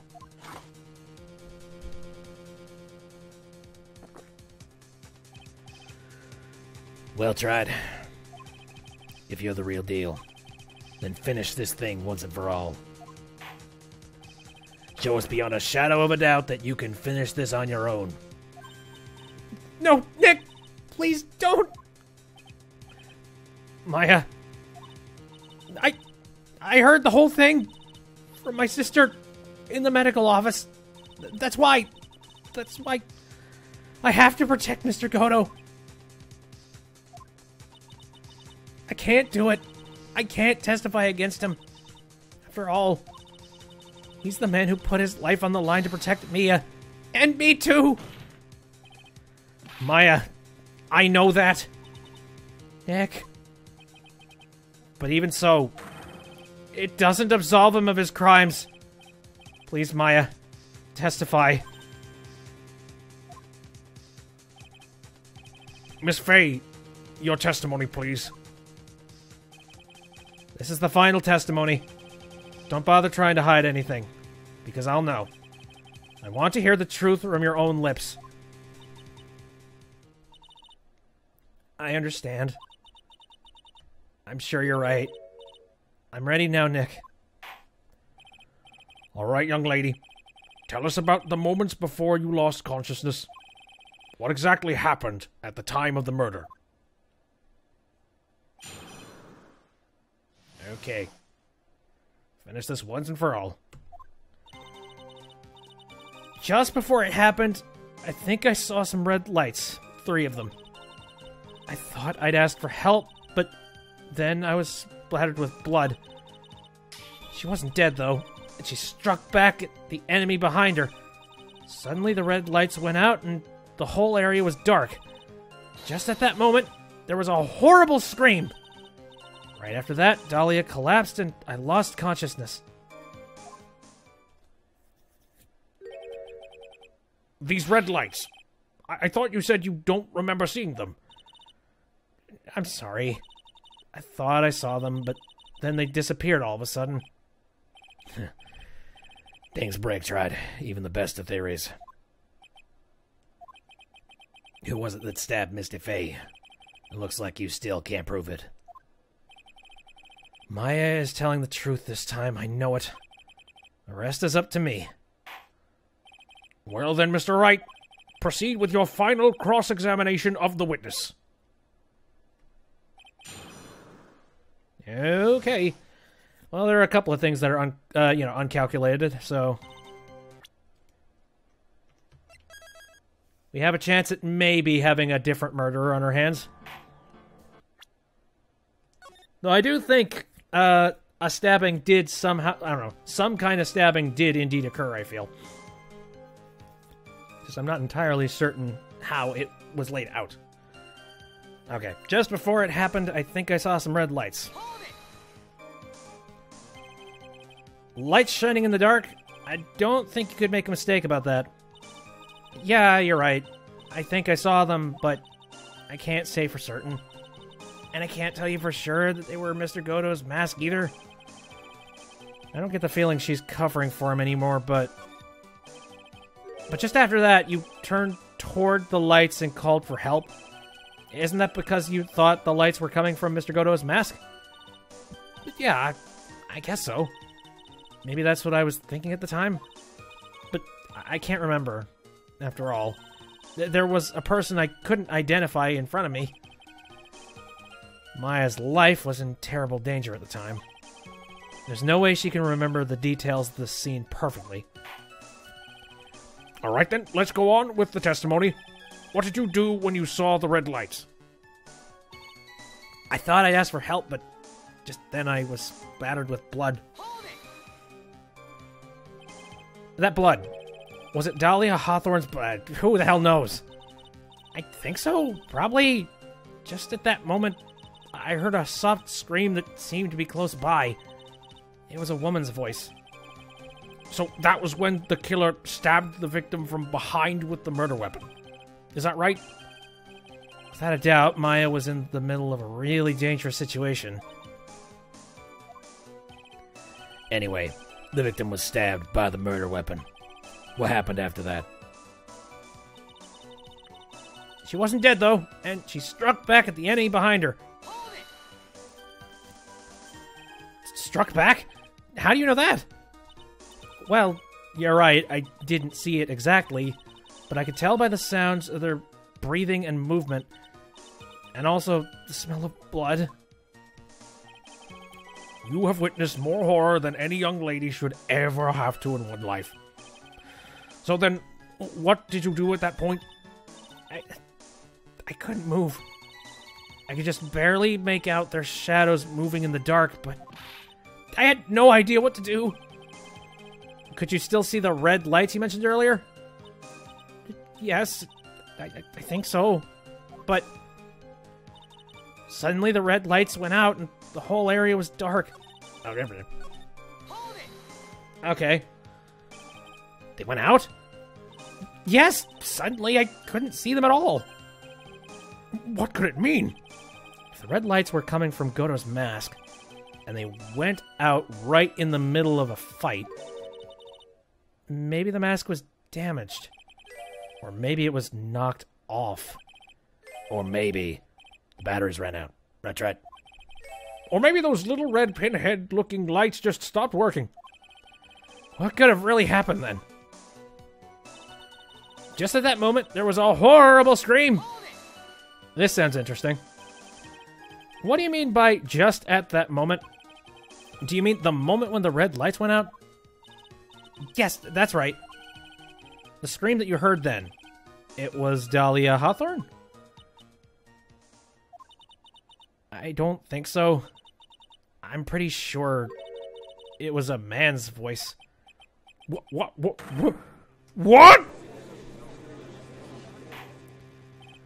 So then the scream came from the killer? That's gotta be it. This is a clusterfuck of nonsense. Who is the killer? Who killed who?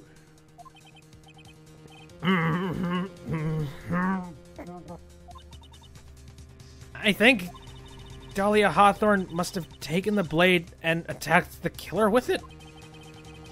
And then the killer let out a scream of pain, huh? After that, the killer stole the blade back and delivered the final blow, I guess.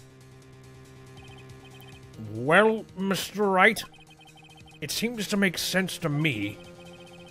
Sounds like a reasonable deduction, but I still kind of wonder.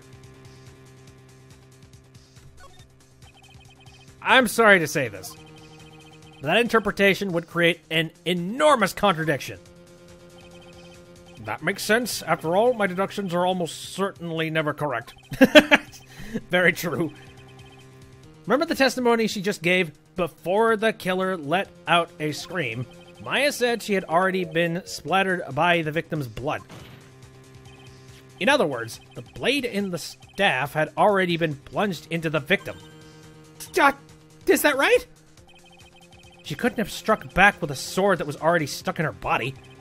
The weapon that caused the killer to let out a scream must have been something other than the staff. I think I'm starting to put this together. If you're so sure about that, then don't keep us waiting any longer, Tribes. There's only one thing I can think of that could have been used as a weapon here. If Dahlia Hawthorne had already been stabbed in the back by the staff, what could she have used to strike back at the killer? Boink! Naturally, the dagger the killer brought to the scene of the crime. Oh, that's right. I forgot about that. This dagger was found at the crime scene stuck into a pine tree. yes, the detective found that this morning and brought it to me. Dahlia Hawthorne struck back at the killer with this, and she managed to wound him as well. Just because he let out a scream doesn't mean that he was wounded. For all we know, the blood of the dagger could have been from the victim. No, it wasn't. We've clearly proved that's not it. Have you forgotten that the blood has already been tested?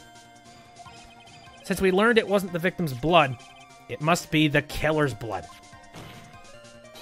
The killer must have a wound somewhere on his body. So you're saying the blood on this dagger belongs to the killer? Exactly. A DNA analysis of the blood would prove it beyond a shadow of a doubt. And yes, Mr. Goto, it would prove that it's your blood. Nice theory, Tribes. Theory? Order in the court! Is this the end? Have I done it? Even he won't be able to change the results of a scientific test. Somebody get on the phone. Have they kept testing it? Let me ask you something, Tribes. Let's just say that it turned out that I was the killer. Do you really think I would be stupid enough to leave evidence like that? What? Just think for a second. This dagger was found this morning by a detective and brought it to me. There was already blood on it, correct? But even so, I was the one who brought this dagger here for the courtroom. Yes, what does that prove? Well, if I really were the killer, I could have washed the blade off and then planted another person's blood on it. It can't be. In any case, there's one thing I can guarantee, Tribes. That blood, it doesn't belong to me. Not a chance. What? Well, we'll see. In any event, it seems to be established that the killer was wounded. All right, then, witness, continue your testimony. Wait a minute! What's the problem? I know I probably shouldn't say this, but there's a big contradiction in Nick's explanation. Maya! This dagger, you said that it wounded the killer? That's right? But if Mr. Godo had really been cut with the dagger, his clothes should be bloody or have a rip in them, right? Maya, maybe he just changed clothes. That'd solve the contradiction pretty easily. What are you talking about? It's not that simple at all. Nope, clothes are permanent on people. Don't you know that? It takes a surgeon to take them off.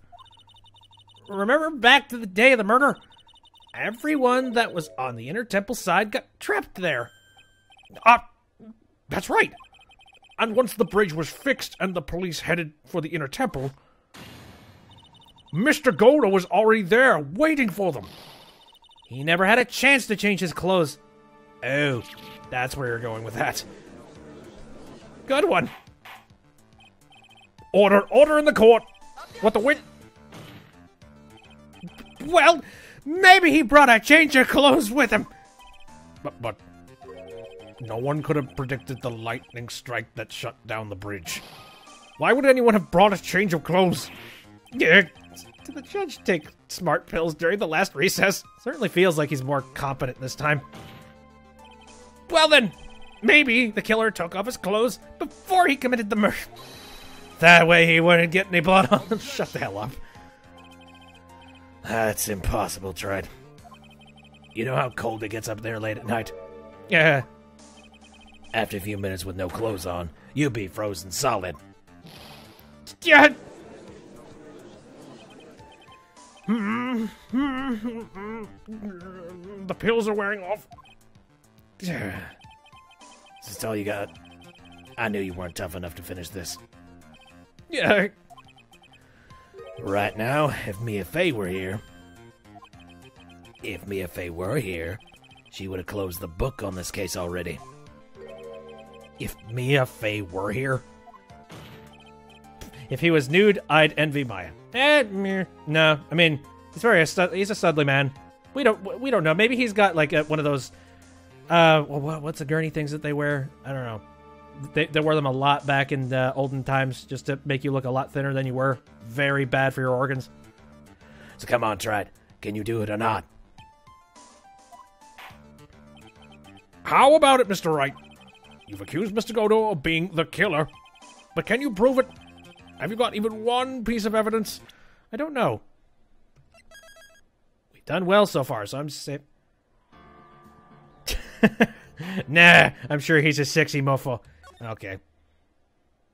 Fair enough. What to do? The question isn't whether I can prove it or not. The fact is, I have to prove it. That's the only choice I have. If I was taught that it's one of the rules of being a lawyer... I was taught that it was one of the rules of being a lawyer. Meh.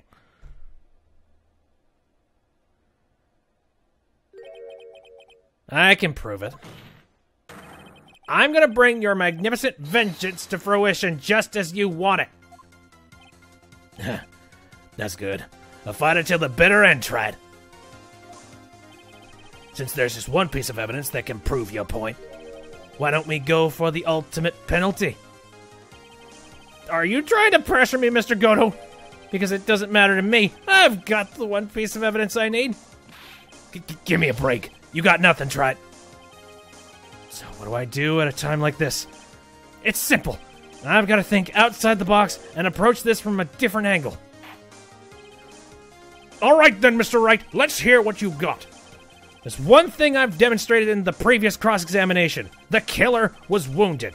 That was proven by the blood on the dagger. But we decided it was impossible for him to have hidden such a wound. If he had been cut by a dagger, then there should have been a bloodstain on his clothing. There's one place the killer could have hidden his wound. What did you say? Hidden? This is it. My last stand. I need to think about this from a different angle. I don't need to think about why there were no bloodstains on his clothing. I need to show how he hid the wound. It's the end of the line. The final stop, Trent. Let's hear what you got. Where's this location where you say the killer hid... Yeah, okay. Where did he hide the wound? I don't know if it would be a profile. This feels like something that would be evidence, specifically. I mean, like, the first thing that I think is that since his mask came off, I wonder if maybe it's, like, his face. You know, like, perhaps something, on his nose, or, you know, it's just, like, within the mask itself that was hiding it. But I don't know how I would prove that. It would definitely be something a lot easier to hide than if he got blood on his clothing. I don't know. I keep having this inkling about the crime photo. I'm just gonna try this. I don't know what you're talking about. And frankly, I don't need to know. What do I know is that... What I do know is that you've never been half the lawyer she was. Isn't that right, Wright? Well, it looks like you've proven one thing. That you're nothing but a fake. Wait a minute! Give me one more chance! I don't think so. A promise is a promise. That was fun while it lasted. See you later. Wright. Guilty. Do I get a special cutscene being like, I failed miserably? Or not. I thought about the hanging scroll. I don't know what you're talking about. Frankly, I don't need to know. What I do know is that you'll never be half the lawyer she was. Isn't that right, Wright? Girk. So much guilty. The talisman's always confused the hell out of me. Let me see if that's right. Don't know what you're talking about. Frankly, I don't need to know. What I do know is that you'll never be half the lawyer she was. Isn't that right, Wright? I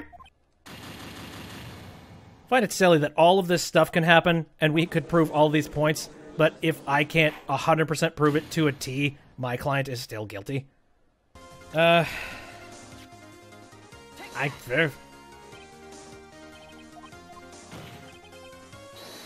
the lawyer she was. Isn't that right, Trite? Uh-huh. What was that just now? Mia.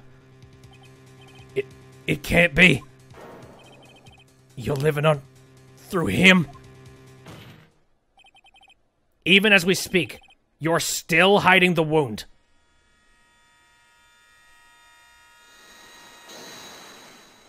Super objection. It's beneath your mask! During the fight, the red lights given off by the killer suddenly disappeared. Seconds later, the killer let out a scream. That's right, your mask went flying off your face! Mr. Godo, would you mind removing your mask? If you have a dagger wound under there somewhere, then I'd say this whole case is solved!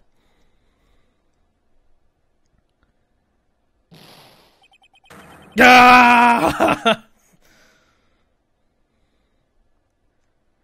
There we go. I thought it was a little esoteric to choose his profile picture, but there we go.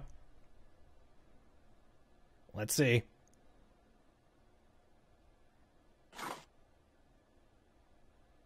Still smug.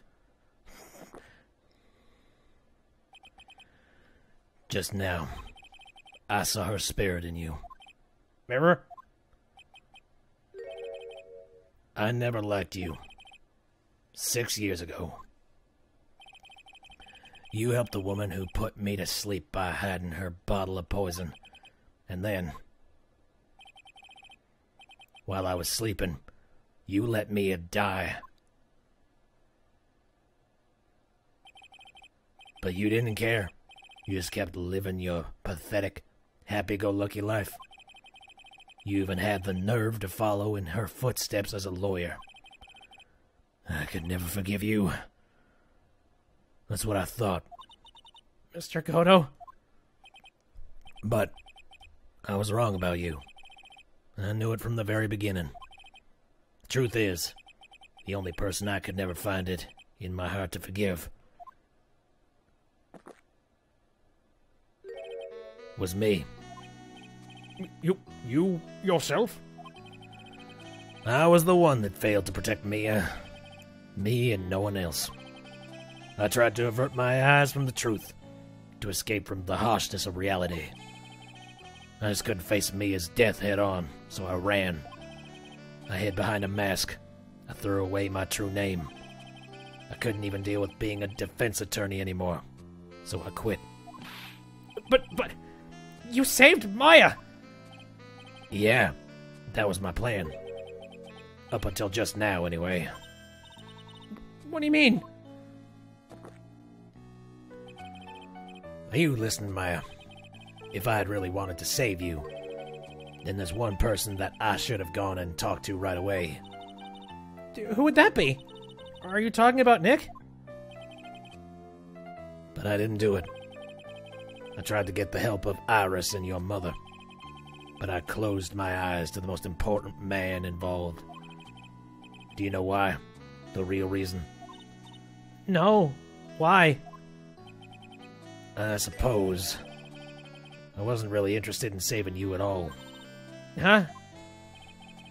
I think I was just trying to salvage what's left of my own broken soul. I was trying to make up for the fact that I couldn't save Mia. Nothing more. That's why I let you walk right into a situation that I knew was dangerous. Forgive me. You're wrong! You put your life on the line to save Maya! Was it really for Maya's sake? Even I'm not really sure. What do you mean by that? That night in the darkness of the garden, when I saw her silhouette, a part of me must have known the truth. The truth that it wasn't really Dahlia Hawthorne standing there in front of me. Could have been Misty Faye, or even that little girl. But I still picked up the blade. It was like I was dreaming. Ouch! I'm not sure exactly what was going on in my mind at that point. Was I really motivated by the pure desire to protect Maya Faye?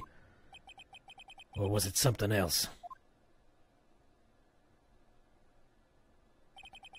Was it my hatred for a woman who had stolen everything from me 6 years earlier? Could it have been simply a desire for revenge? And now, I don't know anything anymore. I did learn something today, however. I finally realized that I was the arrogant one. I was just chasing an illusion, a fantasy. The stupid fantasy of defeating you in the courtroom. Hey, why is everyone trying to beat me? You were the one who made me realize my folly. You never ran away from Mia's death. Instead, you picked up where she left off, as a true defender of the people.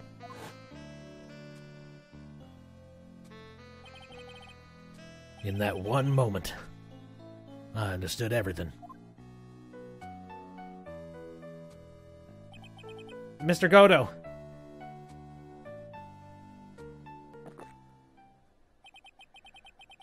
I think you already know this, but if you don't, my name is Diego Armando. Mr. Armando! I believe in you! I know you were trying to save me! Oh, wow. That's... Maybe get that bandaged. Have you been looking through blood the entire time? Nurse? Thanks. Your wound! It's bleeding! Did you forget already? In my world, the color red doesn't exist. These must be my tears. Tears? Ever since I woke up from my coma, I think I've been waiting for this very moment. Mr. Armando? You do well to remember this, Maya. The only time a lawyer can cry is when it's all over.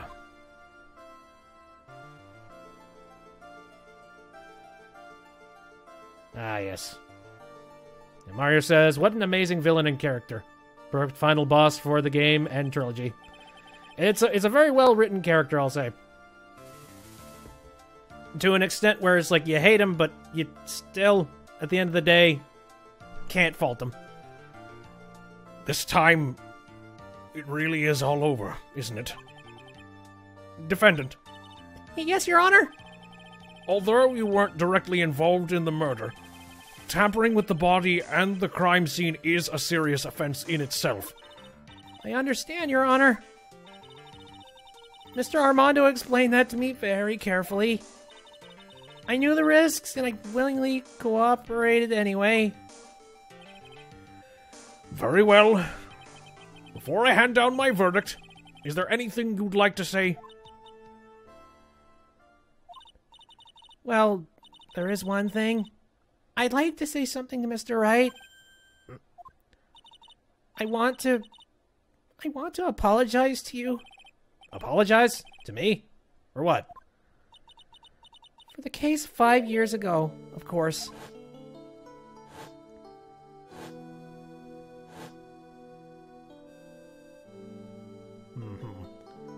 A little bit of family guilt. I just remembered. Weren't you poisoned by your own lover? Not exactly, but yeah, something like that. Even now, 5 years later, I can hardly believe it. She was gonna do it. She was planning to kill me. It's not all that surprising. The two of you hardly knew each other. Huh? Well, what do you mean? You and my sister. You only met twice. Huh? We only met twice? First time you met was on that fateful day. The day she poisoned Mr. Armando in the cafeteria of this very courthouse. The next time you met, was 8 months later. You met her again on the day that she stole your cold medicine. And Doug Swallow was killed. No way! It can't be true! I mean, during our whole relationship, we were...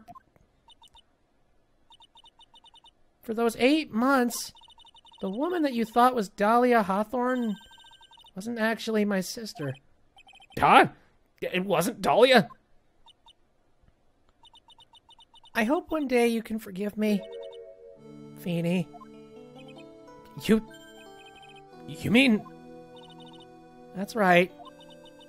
I lied to you for 8 months. What in the hell? You're a monk, though. How? But why? Why would you do such a thing? Ever since she gave you the bottle that day, my sister was trying to get it back as soon as she possibly could. Because of the police investigation and their surveillance, she couldn't move about freely. So that's why you... My sister, from the beginning, she was prepared for the worst. Prepared for the worst? She thought that you might somehow discover the truth. That's why she was always ready to deal with you at a moment's notice. You mean she was ready to kill me, don't you? She already had so much to answer for. I didn't want any more sins on her soul. I begged her not to do it, and she agreed to give me a chance. And that's why you came to me? You came to get the bottle pendant back from me in her place? But I couldn't get you to give it back. I failed at something even as simple as that. 8 months passed and I still couldn't get it back from you. Finally, my sister couldn't wait any longer. Wait, she really is a murderous soul. She didn't consult me about her plans for you that day. It was the first time that had ever happened. That was a bit strange, wasn't it? Up until that day, you two were partners in crime and she would confer with you. I think she must have noticed. Noticed what? My feelings for you. If I'd found out she was planning to kill you, I would have done whatever was necessary to stop her. Even if it meant her life or mine. Iris! After spending those 8 months by your side, my feelings toward you, they changed. I have something to say to you, too. Yes? You really are the person I always thought you were. Even after Dahlia Hawthorne was found guilty, I still believed in you. Oh, God. Yep. It truly is all over, isn't it? Everyone's crying. Thank you!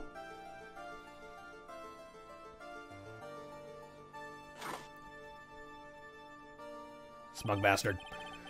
How many cups of darkness have I drank over the years? Even I don't know. I'll tell you, though. Right now, this one here is the greatest cup I think I've ever had. Don't you think so, Phoenix Wright? Probably way too bitter for me. Yeah, I think you're right. The purpose of this trial was to rule on the murder of the victim, Elise Donim. At some point, I expect you will be tried for your role as an accomplice in this case. I understand, Your Honor. Very well. On the charge of murder, I hereby find the defendant not guilty! Court is now adjourned. No celebration, though. I guess everyone's just way too tired. Everybody gets a cup of joe. So I guess it's all over. The way everything ended, was justice really served? The man who risked his life to save Maya is being sent to prison by my own hand. Of course justice was served. Hello.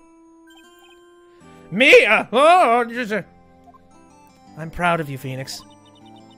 Your defense was truly brilliant. But I couldn't save Mr. Armando, the man who cared so deeply for you. You're wrong, Phoenix. You did save Diego. You saved him in the only way possible. You mean, with that verdict? I think one day you'll understand, too. Phoenix, I want you to remember one thing. You're as good out there today as any defense attorney could ever hope to be. There's nothing more you can learn from me. Mia! You've accomplished something I wasn't able to. I owe you a great deal. Thank you. Mia, I'm sure we'll meet again. Someday, Phoenix. Goodbye, Mystic Woman. I've handled lots of cases and seen a lot of things. And along this journey, I've found myself asking just one question. What does it really mean to defend someone? I suppose today's case produced one possible answer. Nick. Maya. I guess it's just like my sis said. Mia? What did she say? That night when I channeled Mia to get her advice on what to do, this is what she wrote back in my notebook. Don't worry, Phoenix will save everyone in the end. But come on, cut it out with that gloomy face. Can't you see? Me, sis, and I'm sure Iris too. We owe you for everything you've done for us, Nick. Oh, Maya. How? How can you be so bright and chipper after all that's happened? You were brutally attacked. You even saw your mother murdered. Yeah! Francisca! Still a softie as always, Phoenix Wright. Hey! Excellent work, Wright. Mr. Edgeworth, when did you get back? Oh, that's right. I guess no one filled her in on that. Edgeworth and Francisca have actually been helping me. Helping you? These two hadn't been here on the first day of the trial. Wham. The defense wouldn't have gotten anywhere. Wow. But where were you, Nick? I heard he fell into a river and caught a nasty cold which forced him to sleep all day. Yes, he laid in bed shivering from his fever with Iris hood pulled over his head. Ouch, ouch. Talk about embarrassing, Nick. You definitely need more training. Anyway, thank you, Mr. Edgeworth. And you too, Francisca. I don't suppose... Oh, Jesus. There's room for me in this group hug, is there? Oh, Larry, don't hug him. What's with the, longer than usual face? I realized something when I was reborn. I realized that Larry was never of any use to anyone, not even once. That's not true. Right, Nick? What? You're asking me? Well, Nick, is it true? I've got a place in this world, right? I don't know. Let's see what my save option has to say about that.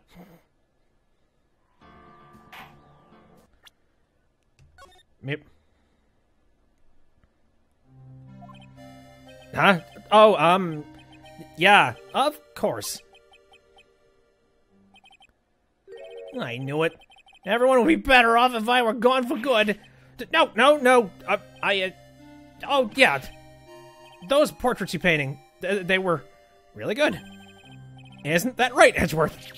What? Me? Why are you making that face, huh, Edgy? Oh, well, yes, indeed. I certainly can't say that they lacked resemblance. Do you really mean it? What about you, Franzi? Did I draw you well, too? Yeah, well, my beauty can't possibly be captured by a mere crayon.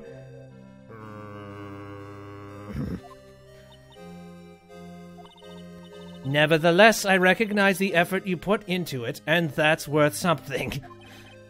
So, then you'll do it? Like you promised? You're going to model for my next picture book, Franzi. Ow! Don't get carried away. I think they're good. I'm used to whenever I get questions like that, it's like, hold on. I'm going to make sure I have the evidence prepared.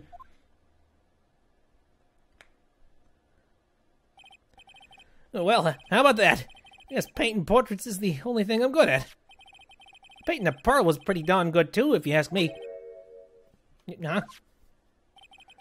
Now that you mention it, I haven't seen her around. Pearls. Where could she have gone? Well, she was a gigantic boobit lady a couple of seconds ago. Normally, she would have made a beeline for Maya. Oh, I'll go look for her. Be right back. What? Hey, Pearly! Right. You seem to be characteristically puzzled. I suspect you are wondering how Maya can be so cheerful, despite all that's happened. Yeah. Wow. Get out of my head. To be honest, I can't understand it either. Francesca? Oh, that's right. She lost her father fairly recently as well. I think I understand how she feels. Maya is a much wiser person than she appears, and I think she realizes something. Now is exactly the time when she needs to be as strong as she can. What do you mean by now is exactly the time? Maya wasn't the only one that was badly wounded by this incident. In fact, there was someone that was hurt far more deeply than she. I believe it's for that person that Maya is trying her best not to cry. Someone who was hurt more deeply than Maya? Edgeworth, I think I'm starting to understand too. Go! Then tell me, Phoenix Wright, who is Maya Fey being strong for? Take that! Pearl Fey. Poor kid. After all, the reason that she worked so hard to follow the instructions was because she loved and believed in her mother, Morgan. It's for the good of the Fey clan. I'm sure she believed in every last word. She thought she was doing it for Maya. That's why she was so happy. It shows how truly devoted she is to Maya. Devout. But it's a cruel irony that it was her exuberance that led her to this tragedy. Maya Fey's mother was killed and Maya herself was put into the deepest peril imaginable. And that's exactly why Maya is putting on a brave face. She's doing it for Pearl's sake. Until she can see her smile again. Hello! Oh, hey! So, this is where you all are. Wow, looks like we got quite a bunch of... What was that for, sir? Sorry about that, Scruffy. My whip just seems to have a mind of its own. What's up, Detective Gumshoe? Oh, you know, this and that. Anyway, congrats on your win. Let's go out tonight, pal. Dinner's on me. My salary just sorta kinda gone down by a teeny weeny bit, but that's alright. What is your... Do you literally just eat rats as salary now? I made reservations at a first-class French restaurant tonight. Pretty good work, Scruffy. That whip was your reward. What? Detective Gumshoe. You said a first-class French restaurant? You don't mean... Traypon? Where, I knew it. We're doomed. Come on, let's go, everyone. Can't keep Maggie waiting, pal. Hey, you crybaby, you're invited too. Oh, forget about me. Pearl and I'll be at the loser's shack eating potatoes. You know, Maya is taking an awfully long time to get back. Good point. Armando likely ain't cooking. Well, yeah. He's still out cooking, looking for pearls. Not cooking for pearls. What the heck? Come here. Oh, hey, you're back. Oh, Maya, what's wrong? Since I'm pretty sure he'd be arrested for his crimes. Yeah, pretty much. That's a shame. Held for many, many different questionings. Nick, what do I do? Pearlie, I can't find her anywhere. Uh-huh. Oh, but she just went back home. That's all. I thought so too, so I called the village. But no one's heard from her. This has never happened before. As I figured, she's been badly hurt by this incident. She feels responsible for the tragedy that has befallen you, Maya. But none of this was her fault. What should I do? Detective Gumshoe. Yeah, what is it, pal? Could you guys go on ahead? But what about you? Maya and I will... We'll join you guys once we find pearls. Nick? Don't worry about us, Detective Gumshoe. We may be a little late, but we'll definitely be there. We have a lot of celebrating to do tonight, and I wouldn't miss it for the world. Yeah, but you're... Very well, Phoenix Wright. We'll go on ahead. Don't keep us waiting, right? We won't. Where should we look? Where could Pearlie have gone? Let's go, Maya. There's only one place I can think of that pearls might have gone to. I got one place in mind in my brain. Oh, hello. Hazakura Temple. Main gate. Hazakura Temple? For pearls, I bet this is a very important place. After all, it's where this whole incident started. Yeah, what's this? You're back. You're all back again so soon? Hey, Bikini, how you doing? I originally thought maybe somehow she was going to the detention center to try and talk to her mother. It's being like, how could you do this shit to me? Or actually, no, I can't swear.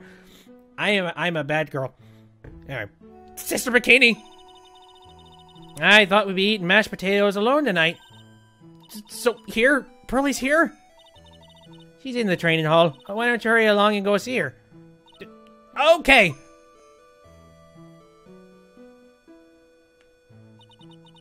Pearlie's not here. Is she in the hall itself? Maya, the hanging scroll. Oh, it's clean. Neato. Someone cleaned it off. It's gotta be pearls. Yeah! Mystic Maya! Pearlie? Why didn't you just leave like that? Mystic Maya! Mystic Maya! Oh, hug, please. Both of you hug. I did swear that I would never trouble the two of you ever again. Because it's all my fault that Mystic Maya's mother... That's why you came here? It's the least I could do. Pray for your happiness. You don't have to do that, Pearlie. It wasn't your fault. You didn't do anything wrong.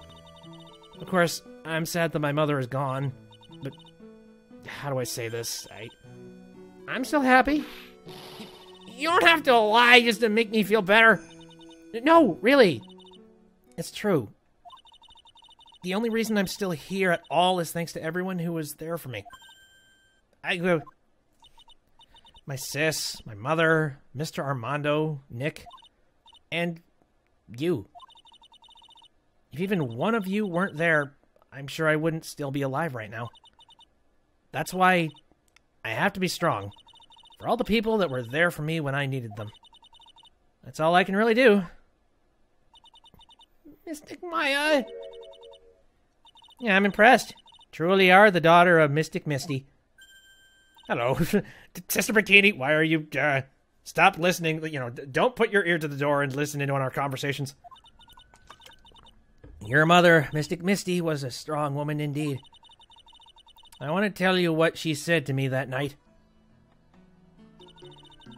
After dishonoring the good name of Karain, I don't have the right to face my daughter. But still, Maya's always in my thoughts.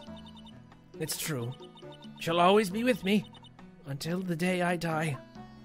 Which was quicker than you thought. Your spirit was with her. That's why your mother was so strong. Even at the end, I'm sure she had no regrets. She'll always be with me until the day I die, huh? There's a rule or something all masters are to follow, isn't there? To never take the charm off until the day you die. That's the master's talisman. The thing that Misty kept by her heart and would never take off. It wasn't the container that was important. Rather, it was the contents.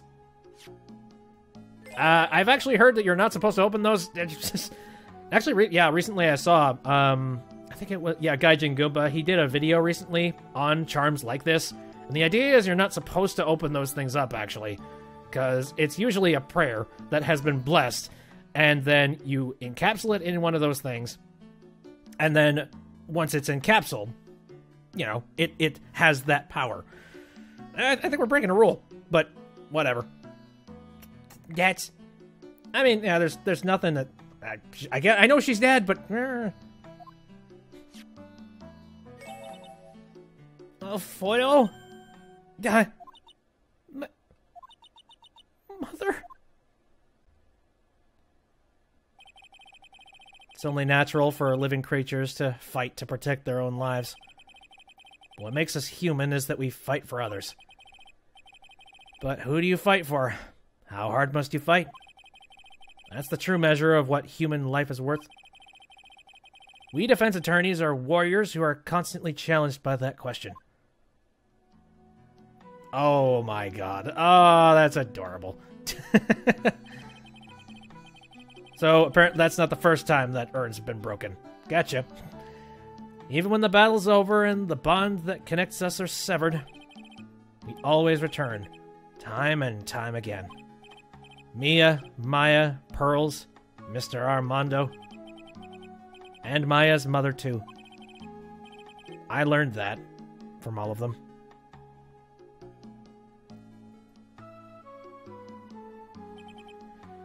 Well, shall we get going? Everyone's waiting. This is a day to remember. A day when a lot of things were finally put to rest. I think we should celebrate what we've overcome today. But I still can't. Oh, go on, sweetie. You can come back for training anytime. Okay. Smiles. Alright. I'm gonna make a brand new start too. Sister Bikini, I'll be back for more training. I promise. I know, and I won't go easy on you just because you're the future master. I'll make sure to prepare reservations for 3 when you come back. Alright. We're gonna have a great feast today, Pearly. You know why? Because training is a battle of endurance. Okay, Mystic Maya. I'll eat less of food. Less food tonight. Yeah. You know, there's one thing I don't get, and probably don't want to, but what is it, Nick? Reservations for training is fine and all, but why for 3? Come on, what do you think? You're one of us, Nick. Next time you can train right alongside us. I'll be waiting for you. Sister Bikini will take special care of you. That'll be great, Nick. We're gonna do the special course, naturally.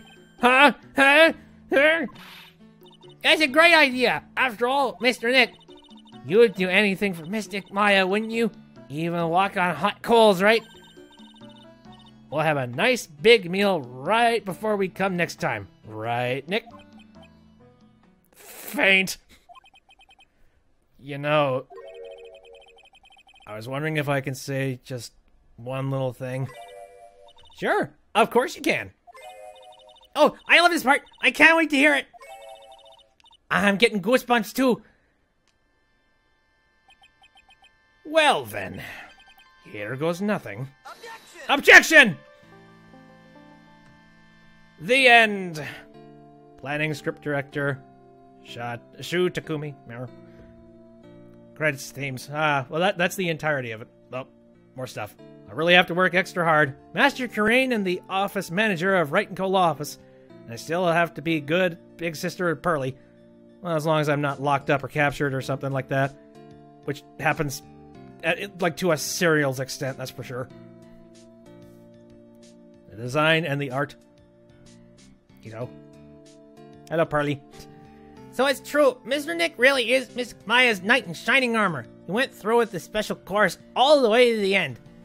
Actually, I heard there's a legendary extra special ultra course here too. I think I'll surprise the two of them by making them a secret reservation. We should not allow pearls anywhere near a pen. It's like, do not sign us for anything.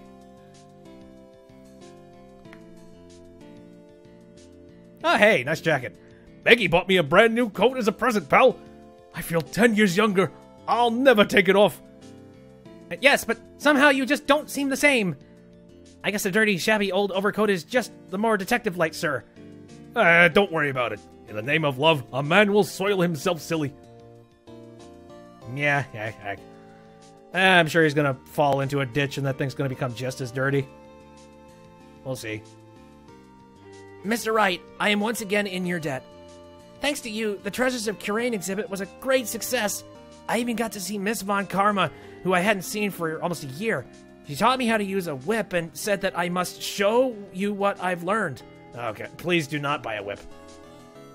Not good influence. I've already said this before. Just distance. Distance. Oh, hey, buddy. Desiree and I started a company called Mask to Mask Consulting. We're dedicated to stopping the evil plans of all the criminals in the city. Our motto is, cut it out, please! Pretty cute, huh? Well, we also sell plans to criminals as a kind of side business. I wonder if that's okay. Sometimes I think maybe we're the worst kind of criminal. Yeah, I don't know what this... Fun guy. Oh, hey! I wanted to show my appreciation to Mr. Wright for exterminating Don Tiger, so I lent him special thick tea. One I mixed with my own 2 hands. I bet he's drinking it now.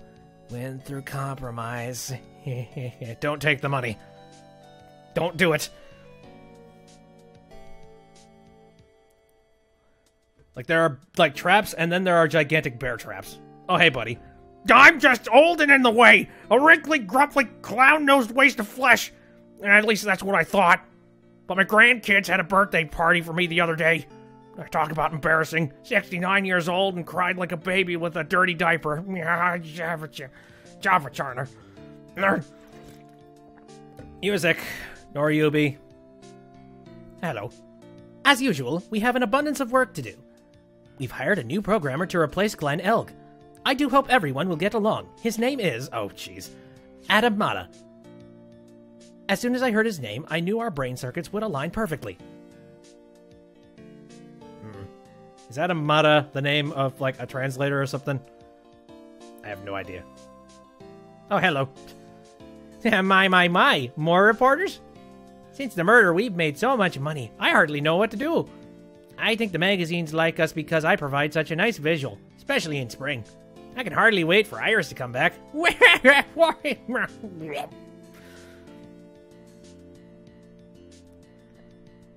Special thanks section. Very nice. Glenn Elg, Lisa Basil, Adam Mata are all... Oh, palindromes. Okay. You've turned into such a respectable man, Feeny. It was so sweet of you and everyone else to come and visit me. Of course, I was happy that you constantly had your eyes on me, but I felt kind of bad when the little one slapped you so hard, like you got a nosebleed. Pearl? Voices. Objection! Phoenix Wright. Ben Groman Judd. Objection! Miles Edgeworth, Sean King. Foolish Mr. Wright. Hello, Mia. Mia Fey, Christina Catano.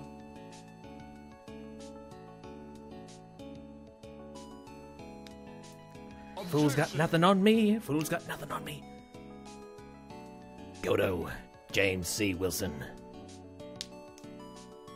Objection! Franziska von Karma, Janet Su. She's one of the translators. Nice. Oh god, you. Winston Payne! David Creslip.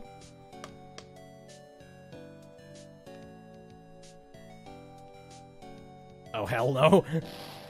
What's this? I'm back from a long and tired vacation and no one's here to greet me? I guess while I was gone, my little whippersnapper buddy quit and now I've got no one. And what kind of lonely, crazy security room is this supposed to be anyway? With all the flashing lights and switches? I feel like some sort of space alien. And now what am I gonna do with all these macadamia nuts? I bring them over to Edgy Poo, they know exactly what he did. I really can't accept these, I'm afraid. I'm just... The heart... Oh, when will I ever find a gentleman who... Did you run it? God damn it. I was hoping we would be rid of Old Bag for just a little bit. Nope. Oh, hey, dude. I finally found something I love to do. Franzie's Whippity Whip trip is gonna turn the art world...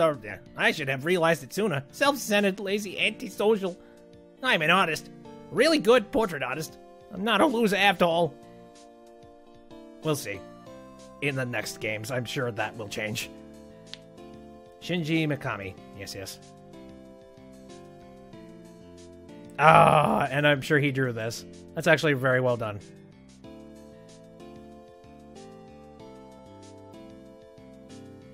Ah, more pictures. Very, very nice. Butts did something right. How are you?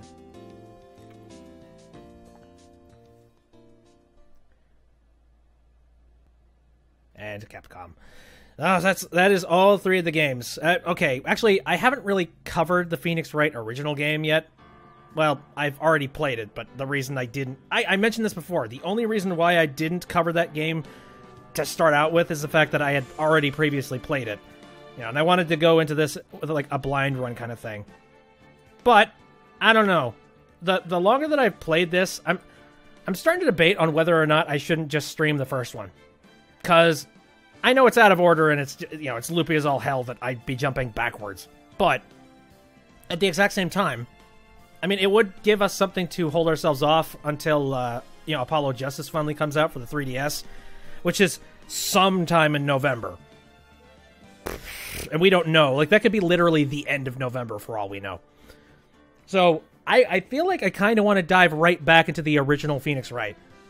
Like, that would be... Yeah, I know, AJ's next month, but again, we don't know what day specifically. Or at least I've been looking up any research, and I can't find anything. You think it's the 17th? I'll have to look in on that. I don't know, the only news that I've personally seen is just, you know, Phoenix Wright, November. That's the only thing, like, tabloids have said. Maybe it's because tabloids don't care about covering, like, Phoenix Wright reboots. Or remakes, rather. Which is dim. I could do investigations. I'm not really I kind of want to go and find the cartridges first. Oh, I am looking for them. I think I could probably get them on, like, Amazon or something. I don't know. I like to have the physical hardware for this stuff. Mainly, I don't know. It's some moral thing in my brain. It's a dumb stopgap, but I like to support the actual physical hardware. At the very least, own it. I don't like to emulate, is what I'm trying to say here. But anyway. I'm debating on that. I might jump back to doing the original Ace Attorney. Because, to be fair, I haven't played the original Ace Attorney for a long time. Like, I originally played it something in 2012. I think it was around the time when it was the version that came out for, like, iOS, and I had picked it up. I don't know when that came out. I played the original Phoenix Wright, and then that was the end of it. So I might do that. Ace Attorney 1 is the longest. Well, there's no rules that states that I have to play all of it. I just like play enough of it to tide things over until we finally jump into Apollo Justice, which lining up to pick up as soon as possible. Hopefully on day 1. Depends on whether or not I will be financially able to do it, but we will see. Definitely.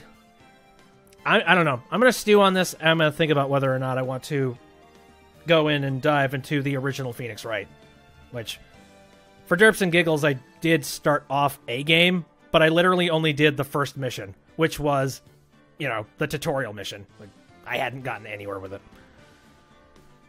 Anyway, that will do it for the entirety of Phoenix Wright Trials and Tribulation. That's for sure. And it's getting warm in this room, so I need to go turn on the AC and finish this up. So anyways, thanks everybody who has popped in the chat to just say hi or, watch the stream over the course of me doing Phoenix Wright. It's been fun. And thank you specifically Mariokiman99. He's given quite a lot of help in the chat and support. Hey, and chats. So hey, thanks for stopping by, man. I'm so gargled and mushed mouth. Don't look at any pictures for Apollo Justice. Some show off a surprise that gets some people. Gotcha. I've only seen pictures from tabloids and stuff, and I've tried to just avert thine eyes. Sort of similar to what I did for A Hat in Time. Or I'm like, oh, Hat in Time exists? Okay, it still exists? Okay, alright, cool. That's all I need to know. Anywho's. So I'm going to be processing this, cutting out a bunch of the stumblings, and I'm going to be uploading it to YouTube shortly after I'm done with that. I stream on Saturdays, Sundays, and Wednesdays, all of them starting at around 7 o'clock p.m. Central Standard Time. Again, we're going to see whether or not I feel like doing Phoenix Wright Ace Attorney. I might come up with some other stuff to do. Yeah, on YouTube, I post all of this stuff, like, retroactively. Yeah, I keep all of, like, the VODs over there, because you can't keep them permanently over on Twitch. Dude, like, I thought I mentioned, I've ended this stream every single time by saying I had a YouTube. But no, if you wanted to take a look at any of the previous stuff I did for Phoenix Wright, you can dive over there.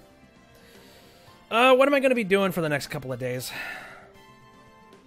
You didn't know I had an account. I do. And I post the Phoenix Wright stuff, as well as a couple of other things that I posted in the past. Like some stuff I've done with Gaming with Friends. I've also posted, the old series of Bitabytes, which I want to get back to doing one of these days. Must have left before the end. Yeah, I usually talked about the YouTube title card, like, directly at the end of it. Also, there's the, I usually click the stream end button, and it says right there. So, there's the URL, in case you need it. Anyway, what am I going to be playing coming up pretty soon? I think AJ is mixed. Hey, I'm just looking forward to playing some more Phoenix Wright. That'll be fun. Anyway, so, yeah, the games I'm playing right now, we just finished the D&D campaign, so Saturday's opened up again. I'm going to be playing more Hat in Time for sure, because I really love that game. What else? Oh, yeah, I've been playing some Terraria, which I've jumped in with a friend in the newer episodes, so that's fun. And then there's a couple of games I've been looking at that I sort of just walked away from and never got back to. And honestly, I might want to use some of my time to just go back and do that stuff. But anyways, the series is Ace Attorney, not Phoenix Wright. But Phoenix Wright is what I know about the series. I know. It's a habit. Anyway. So yeah, I'm a call it. I've been talking for a while here. And I also need to get going and turn on the AC and do all of this stuff. A lot of people skipped Apollo Justice not knowing it's a main series game. You know, it sort of reminds me of how a lot of people were confused about the Wii U. It's being like, what's the Wii U? Is it like, do you staple it to your console? Is it just the screen? Is it, is it HD? Is it not? Is it, like, I don't... What exactly is it? And at the end of the day, it all comes down to branding. And just like, oh, okay. Oh, that's what that was. Sorry. Okay, so... to make it clear here, so it's Apollo Justice and then the investigation series, and then after that we jump right back into Phoenix Wright, where it's him and Dual Destinies. I think that's how it's set up. I certainly hope so. Well, it sort of reminds me how, like, Layton Brothers games, even if they don't have Layton Brothers, they still... Actually, no, Professor Layton, they at least have Layton in the name somewhere. Just to make it identifiable. So, I appreciate that. I appreciate they do that. Actually, I heard that there's a new Layton Brothers games that recently came out. I'm kind of interested in seeing what the heck that is. Apparently, it's... I don't know. The Layton Brothers games are similar in Phoenix Wright, except more puzzle-based. And a lot more about mysteries and scavengers and stuff. Oh, yeah, and then at some point I have to play Phoenix Wright Ex-Professor Layton 2. That's another one, like another requirement. Anyway, that'll be for another day. I really do need to get going here. So, enough chats, I'm going to go. Thanks for coming out for the show. See you next time.